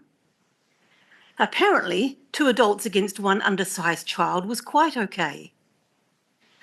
By age 6, I discovered that relaxing my body made it harder for those adults to move me against my will. But while I could extract myself from a length of cloth used to tie my wrists behind my back, from a straitjacket, in this case a sheet around my entire body, there was no escape. Conversely, I would have much preferred to remain in the isolation where they put me, only once, probably why they didn't do it again. As the time progressed, I was also coming to learn that fear had consequences, ranging from simple dismissal through mocking, scorn, and right up to punishment, especially if it interfered with the smooth running of a lesson or hostile routine. The cause didn't matter. Fear of the water, fear of crossing the road, fear of the prospect of yet another food war every time a meal appeared. The results were the same. But fear is a natural response to the unknown, so avoiding trouble was hard. In fact, when it came to rules which governed the way I was not allowed to speak, injunctions, instructions, admonishments, all were delivered with zero explanation, resulting in confusion, hurt, and finally withdrawal into a quieter, simpler world of my own invention. Imagine trying to play the game of operation when someone is constantly moving the body from which you are trying to extract the parts without touching the sides. And then there was music, which was as much part of the fabric of school life as the white institutional sheets and the drab plaster. I'd been trying to pick out nursery rhymes on the piano from age 3, so I should have been at the very least playing for pleasure today, right? And I do, but only inside my head. Every time I tried scales in similar motion, tried to find chords which meant moving a hand from one part of the keyboard to another, searched in vain for places or sequences for my aimlessly wandering fingers, I came unstuck. Yet I aced my theory exams. This puzzled, frustrated and infuriated my teachers, who decided I was being my usual uncooperative self. Singing was better because it didn't involve my hands, so with other girls, for whom the piano hadn't transformed into a traitor, I sang almost constantly. The physical nightmare wasn't limited to music, however. It involved everything from cleaning teeth without making a mess, something I can only now achieve because of solid tablets, judging the amount of liquid in a glass by weight, that one I only figured out in my 50s, to judging where I am in space. That's always going to be a challenge. Fortunately for me, what wasn't so much of a challenge was reading. It became my relief, my refuge, and provided the bricks and mortar for my own internal world. I will forever be grateful to the late Anne Clark, our librarian, for never preventing me from borrowing a book because it was too difficult. In order to be accepted and acceptable, at least to the adults, I needed to come first, so I became very competitive. As the work increased, along with the widening horizons into the mainstream of education, and the work went on from manageable to puzzling or pointless, why did we have to ruin stories by taking them apart?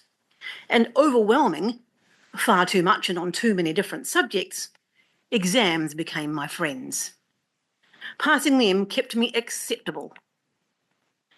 I spent much of my youth and early middle age trying to be acceptable. Study, hold down a job, run a home, be polite and personable, achieve as much as possible so people will think you have worth. But somehow I never quite managed it, or if I did, it proved ephemeral. I spent all my life asking what was wrong with me. Why was I so defective, so unable to live in a world in which I could see friends and foes alike apparently successfully doing the things which I struggled? I said I was a reader, and apart from high school, where exams ruled, I have never stopped. Each story has woven its way into my internal world, some more than others.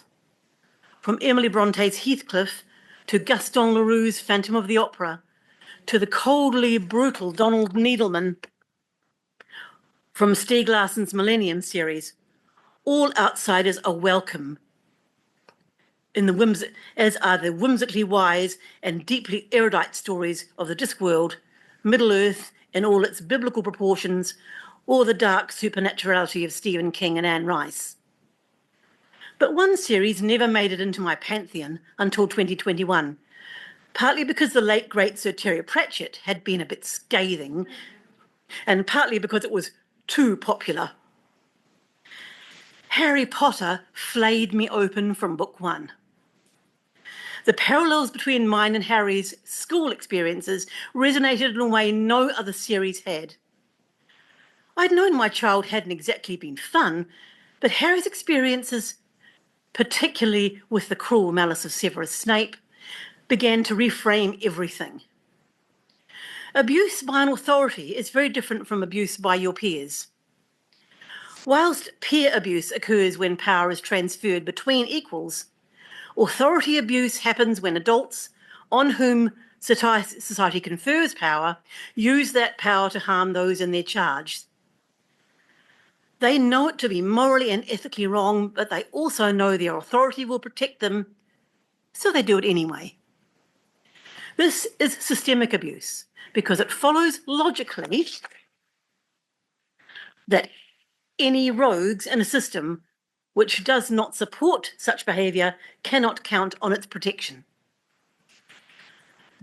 Though Severus Snape's reasons for his treatment of students was explainable, if not justifiable, none of the most influential adults in my life ever explained their dislike of me. I just know it existed, probably for no other reason than my refusal to go down without a fight, my outspoken nature and my nice clothes, made by a mother who was talented in every needlecraft. It was the only way you could have nice clothes that didn't cost the earth when I was growing up. I would later learn that same influential adult had others they didn't like, and that some of their experiences matched my own. Meantime, the Royal Commission of Inquiry into Abuse in State and Faith-Based Care was well underway, and I signed up to be a witness. For the first time in my life, I was both heard and validated. They didn't think I was defective. It's hard to put into words what that's like, so I'm not going to try. The validation has continued, however, through therapy, exploration and research, which is finally telling me that perhaps I'm not defective at all, just different. Last month, I received a diagnosis of autism, which, although revelatory in itself, also raises questions. What did the adults in my childhood know? My parents always referred to them as experts, presumably because that's what they in turn were told by the medical profession, by the foundation, perhaps even by government, certainly by society. Excuse me. It goes without saying that autism wasn't on the agenda then, especially for girls. However, this was an organisation which had been caring for children for decades by the time I came along, so a few things must have been apparent. By the time I went in 1971. Although we were all blind or partially sighted, we were a diverse bunch, many of whom could be termed at risk due to all kinds of family and birth circumstances. Our day-to-day care and education came primarily from people whose qualifications were mysterious or dubious, if they existed at all, whose pay and conditions would not have been ideal, and who were overseen by people whose goodwill was conditional on things over which we children had little or no control, and who appeared free to do as they liked. The result was an environment focused on efficiency, economy, and the least common denominator, whose comfort was conditional upon compliance, where love was non-existent, and joy had to be manufactured out of leftovers. Abuse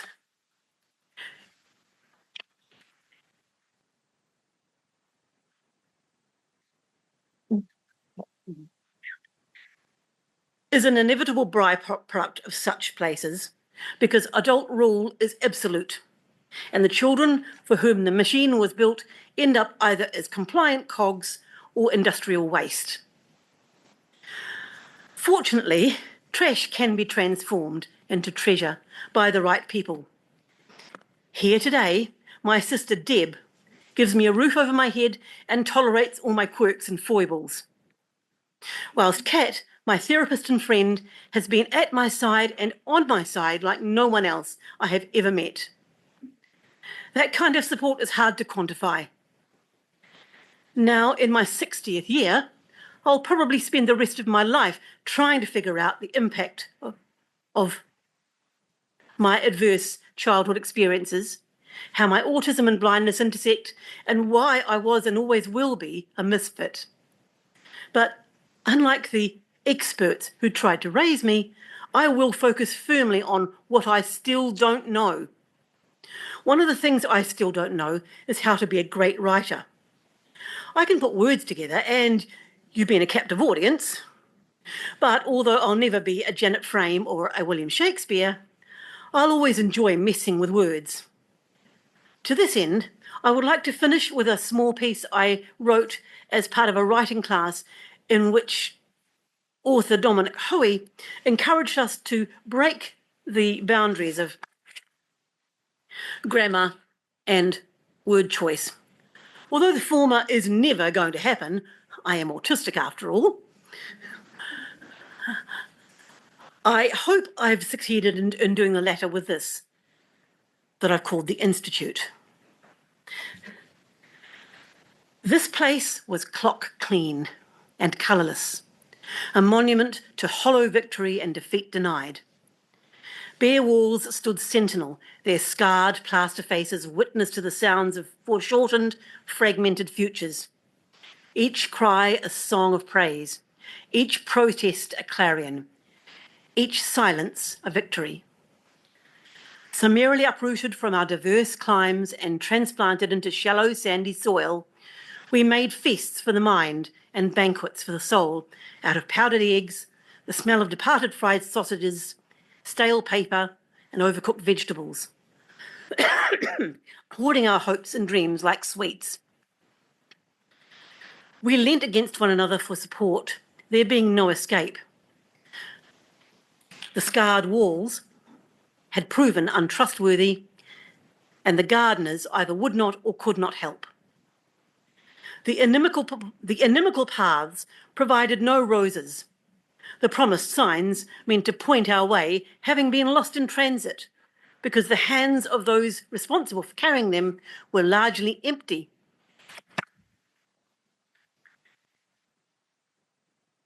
And those who did carry signs either could not read them, did not care to hold them right way up, or, still worse, delighted in offering them to us in sneaking snapshots, only to whip them away like greedy gulls. Such could never quite succeed in feeding upon us, however, because we grew into prickly pear, welwitschia and Antarctic hairgrasses, too unappetising for either them or the rolling hawks and their falconers. Sometimes fantails and nightingales would alight and raise their high, tiny voices, trying to magic us back into the rimu, rowans and oaks from which we had originally succeeded, only to take hurried flight before they too could fall prey. Such was life in the walled garden, for life it still was. With hardened hearts and moulded minds, we sang in our chains. We constructed castles of crystal and gold as shelter against the day when we would grow too large to remain constrained within the tired walls. However, brittle crystal and malleable gold are no match for the vicissitudes of the pathless waste into which we were thrust, and our defences did not survive long. Thus, stripped, our minds and bodies soon fell prey to bats and birds and beasts, so that too many of us were pleased to relinquish our truncated truths and warped forms. But I sing in my nakedness, in defiance of masks and mockingbirds, for mine is the heart of the sacred rowan, sustaining spirit, life and knowledge, until eternity claims me.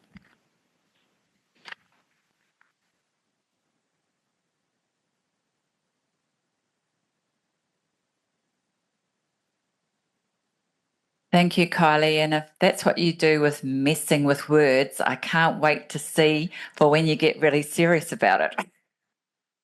Amazing. Beautiful, beautiful. Okay, moving. Where's Pam gone? I've lost her in the crowd. There you go.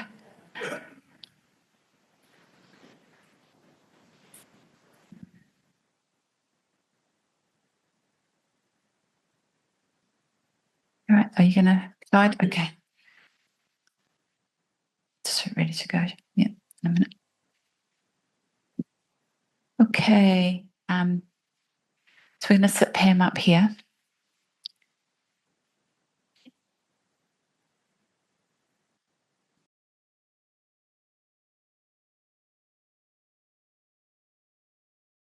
Glass of white. Pam MacNeill, Redress Group Leader. Right. Yep. Okay, so Pam's done a recording, so we're just going to play that now. The following summarises my early experience of harm, neglect and discrimination by the RNZFB, the Foundation, which has negatively impacted me in many ways throughout my whole life. From childhood, the Foundation made schooling decisions that separated me from friends and natural supports, denied my access to Braille despite my requests, and placed me in unsuitable educational environments that hindered my development. I was shamed and demeaned by staff, including being accused of not trying hard enough and outright laziness when struggling to read with low vision. As an adult, the Foundation's interference led to reduced wages under an underrate workers permit. I was denied my liberty during guide dog training, witnessed the harassment and bullying of a fellow trainee, and experienced personal exposure to physical assault and bullying from a guide dog instructor. Employment assistance from the Foundation was withheld or conditional on taking unsafe, unsuitable jobs, and I was twice humiliated by a Foundation employee in workplace settings. Between ages 15 and 27, I had only 3 years of paid work, with significant lost income directly linked to the Foundation's omissions and actions. I endured exploitation as an unpaid volunteer for the organisation for over a decade. Foundation staff often insisted I owed it to them to participate in fundraising because I was living in a dilapidated Victorian villa owned by the Foundation, for which I paid market rent. I was subject to breaches of trust, human rights violations, denial of liberty, and both physical and psychological harm. The cumulative effect of the Foundation's neglect, abuse, and discriminatory practices has resulted in lifelong disadvantage, both financially and personally. The direct wage loss is quantifiable, but the intangible losses are also considerable. Based on this, I will be seeking redress to cover lost wages and in compensation for the abuse, neglect, and lifelong impact on my education, employment, and well-being. My request for redress will be proportionate given these circumstances, representing both compensation for measurable losses and acknowledgement of non-economic harm. You may be wondering why I have recorded this summary rather than reading it aloud today, since I am present today. I have used an AI tool to record my writing, which serves to illustrate just how my lack of access to literacy through Braille has impacted me throughout my life. Since I reached my early 20s functionally illiterate, I remain unable to read aloud with any degree of nuance and speed, as expected of someone who has, despite the barriers placed in my way, managed to gain the qualifications needed to establish myself academically and throughout a career spanning the past 36 years. Thank you, Pam.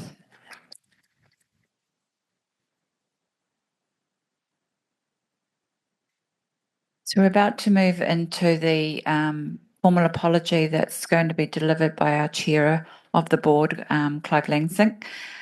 Just before we do, I just want to absolutely acknowledge all of the people that have spoken today for your bravery, for coming here, for having to have dealt with what you've dealt with for so long, and I'm just in awe, and it's been such a privilege getting to know a lot of you over the last year. So thank you. Now I'm going to hand over to Clive. Which one? Sorry, this one. Got the left turn. There is a.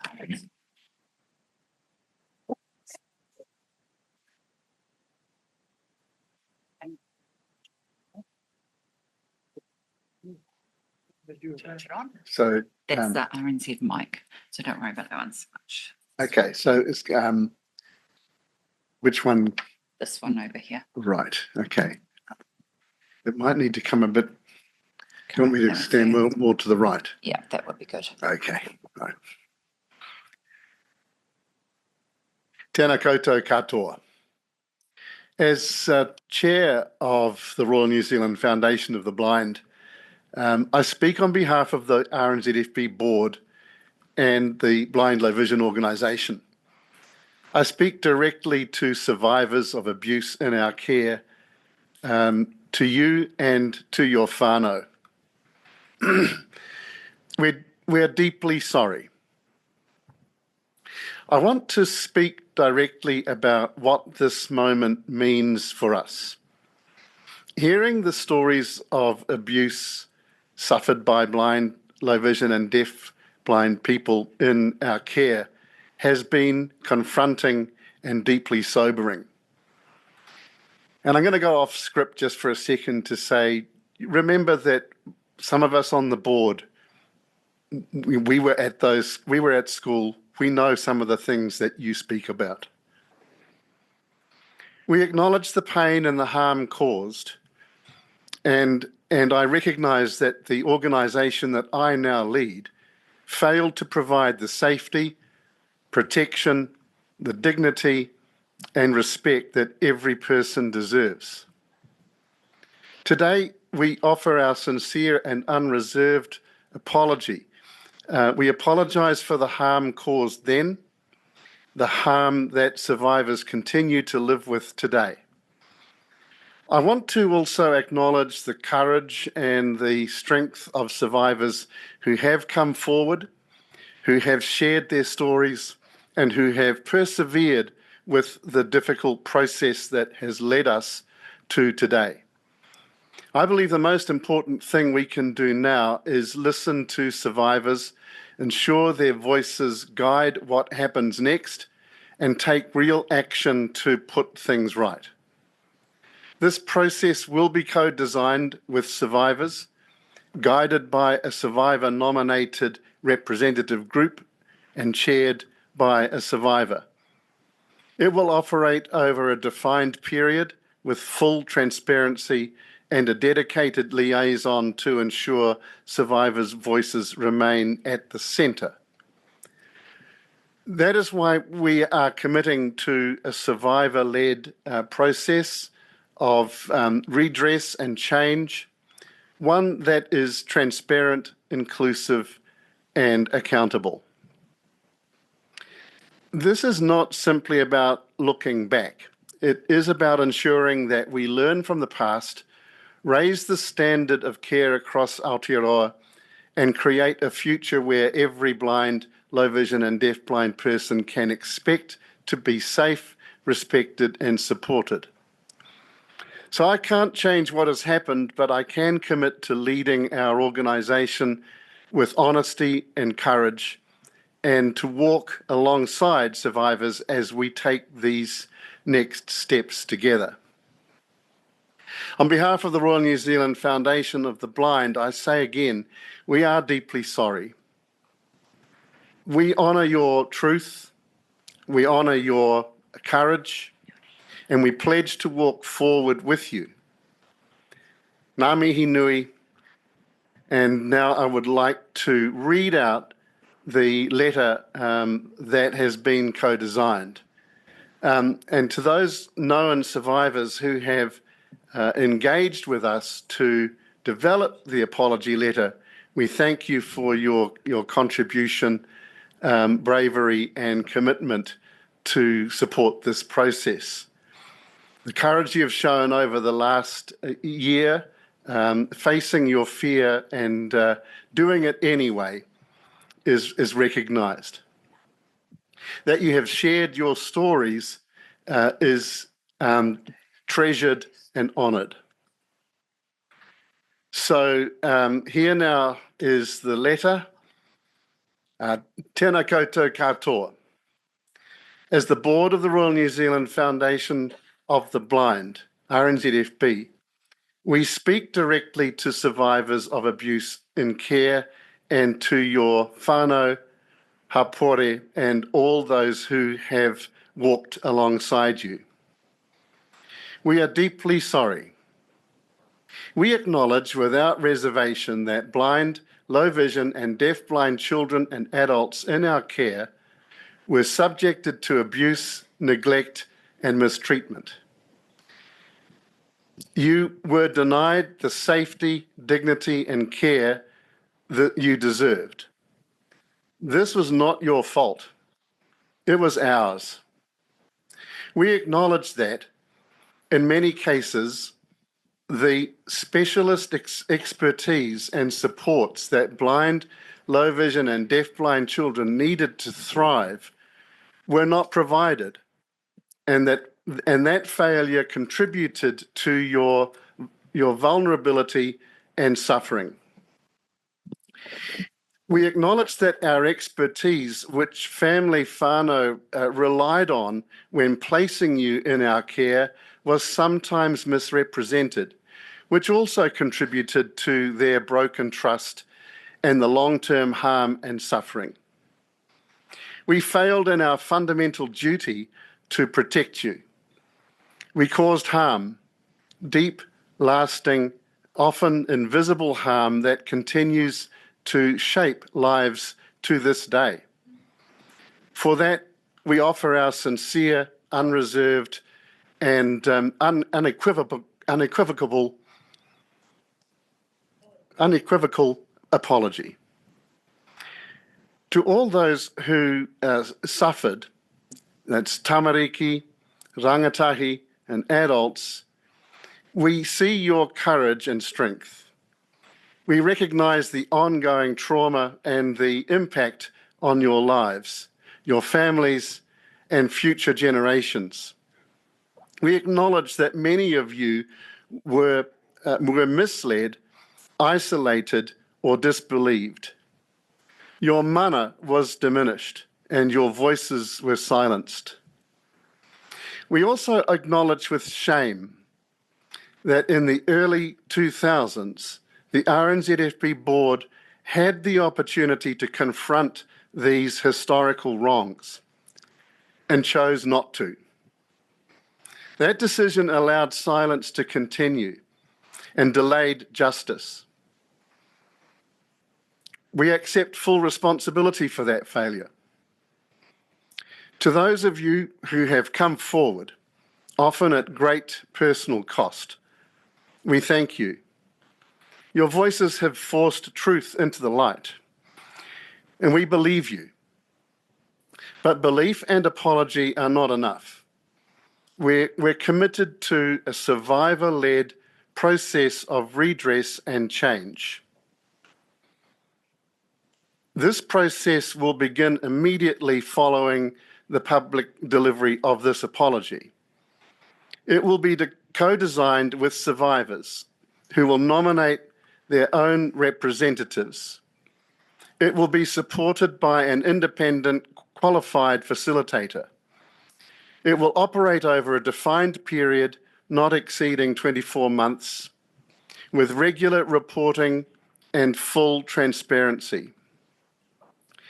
We will also appoint a dedicated, independent liaison to support this process and ensure that your voices remain at the centre of decision-making. This is not a symbolic gesture. It is a steer towards healing, accountability and change. The RNZFB will not delegate this responsibility or shift it to others. We will work in partnership with you, those who were harmed. The RNZFB board is also committed to preventing abuse in our services, as well as those provided by other service providers, and advocating for better care for our community. We offer this apology with humility and without excuse. We cannot change the past, but we can face it. And we can act now with you to shape a better future. Ngā mihi nui, and it's signed by me on behalf of the board of the Royal New Zealand Foundation of the Blind. Yep.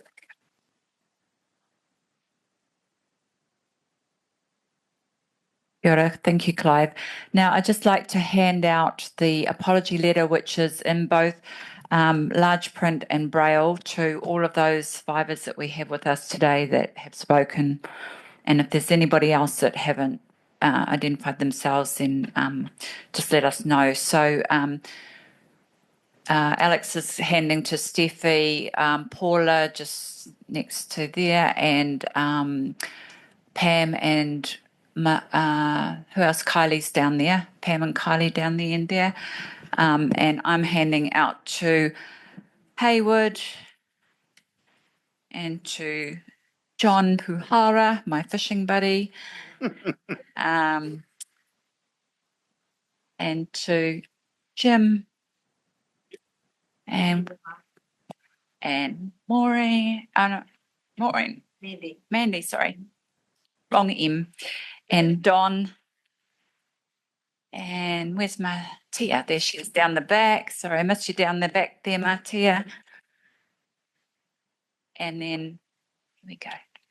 And Kerry and last but not least, Kerry and Pauline, just coming round the back here. I'm getting my exercise today. Here you go. And Pauline.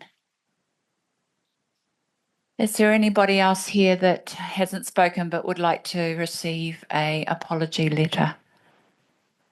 They'll be available anyway, so we can sort that. Alrighty, Clive, I'll escort you. Sorry, wrong side again.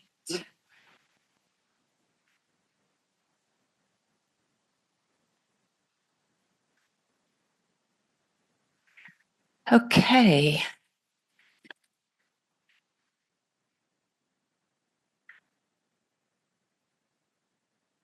Next up is me and then Pam. So, tēnā koutou katoa. Over the past year, I have had the absolute honour and privilege to be working alongside many of you as we develop the wording of the apology letter. I want to acknowledge the courage, openness and generosity that you have shown in sharing your experiences and perspectives with me. Your willingness to engage, despite the pain and difficulty, has been an act of great bravery. You have helped ensure that the words that we speak today truly reflect your voices, your truths, and your hopes for the future. As a small gesture of acknowledgement, I would like to present you the survivors that we've been working together with this beautiful koru pounamu. The koru symbolises new beginnings, growth, and moving forward. And my hope is that it represents our shared journey towards healing, restoration, and a future built on respect and partnership. Ngā mihi nui ki a koutou katoa. We're just going to deliver these around. One moment. So, Pam.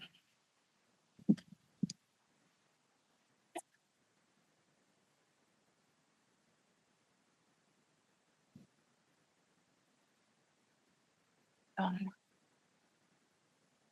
Where's my Don? It's Don.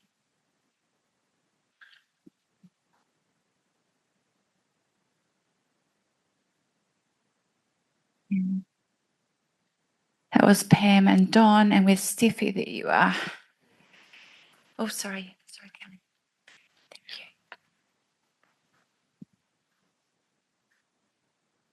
Paula. There's my Paula.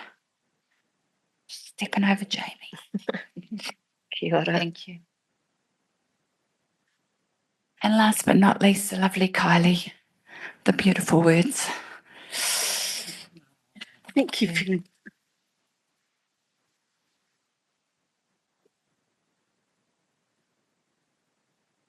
And Jonathan, if you're still awake, we have a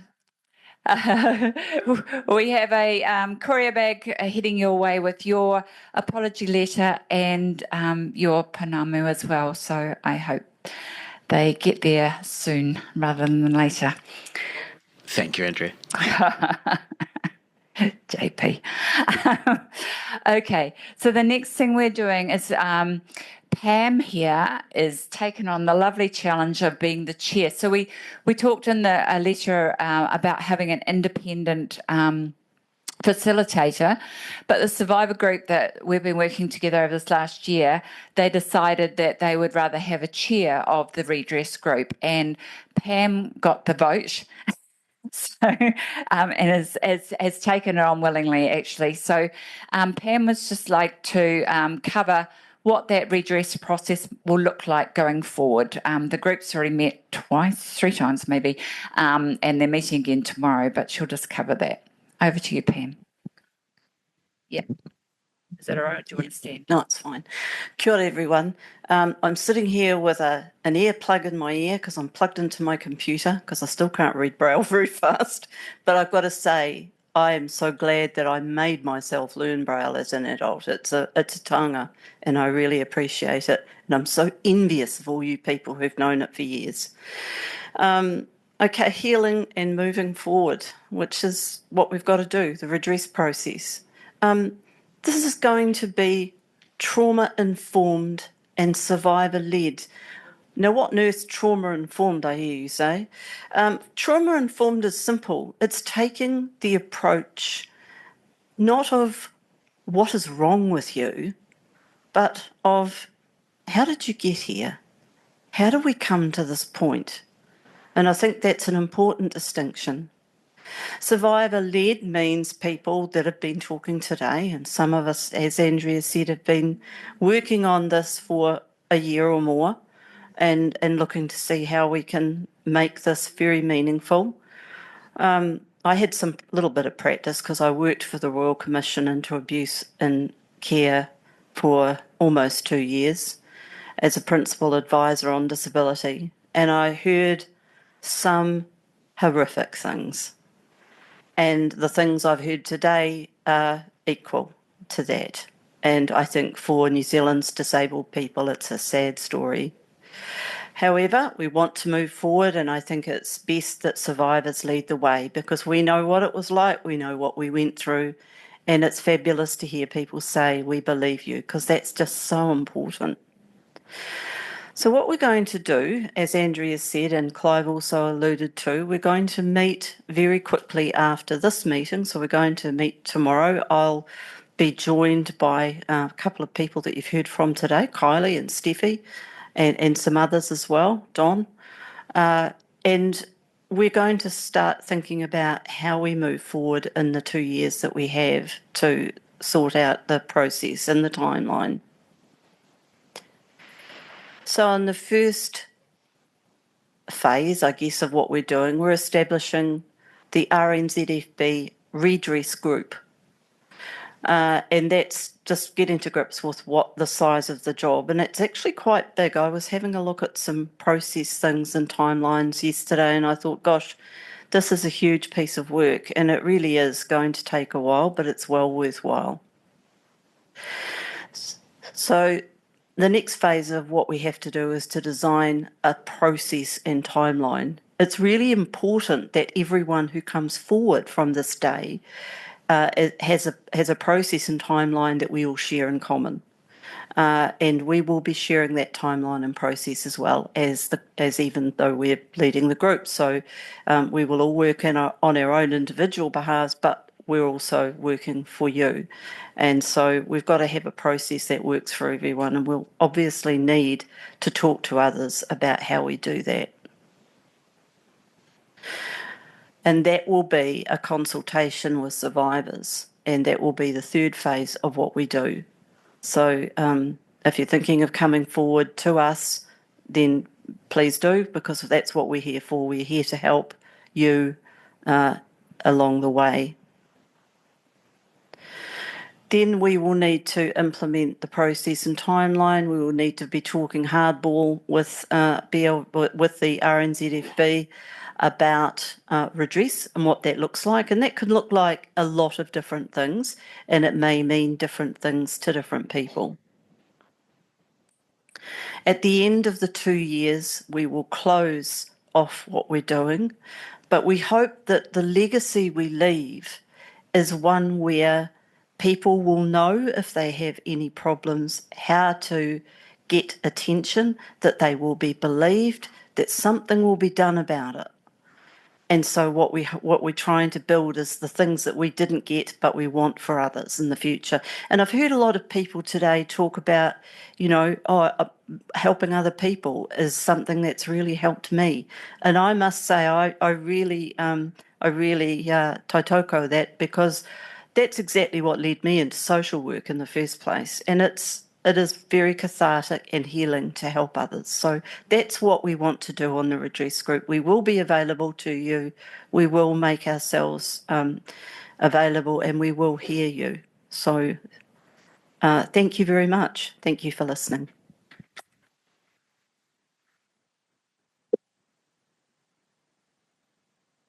Thank you, Pam.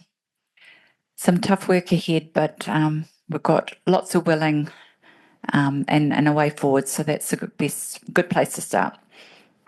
Okay, so that concludes this apology hui. Thank you, everybody, for being available and coming along, for sharing your stories and contributing in each way that you can, whether it's support or sharing stories, etc. So it's been a big journey to get here, and I hope that our way forward is a little easier than it has been in the way past.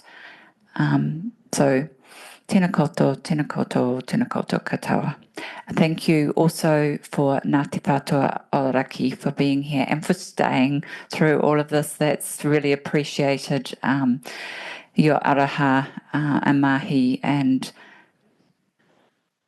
we'll close out. Okay. Is just totally appreciated and really, really valued. So thank you. Thank you to the RNZFB board for being here, and a special thank you also for my lovely BLVNZ team who have done so much to get us to today as well, and supported this day. So I thank you all for everything that you've done. And I will now hand over to Mātua Fred Watene of Ngāti Whātua Ōrākei. Closing prayer. Okay, then. Thank you. O te tūtahi. Thank you for all these people sharing your korero. Very emotional listening to all your that korero there. So thank you very much indeed. Now, if Karakia, whakamutinga, a closing prayer. You all know it, so I want you to participate in it. First of all, it'll be korero at Reo Māori. Secondly, te reo Pākehā. It's Karakia o te atua, the Lord's Prayer, okay? And those who know it in Māori, it too, if you'd like to stand, if you can, please stand.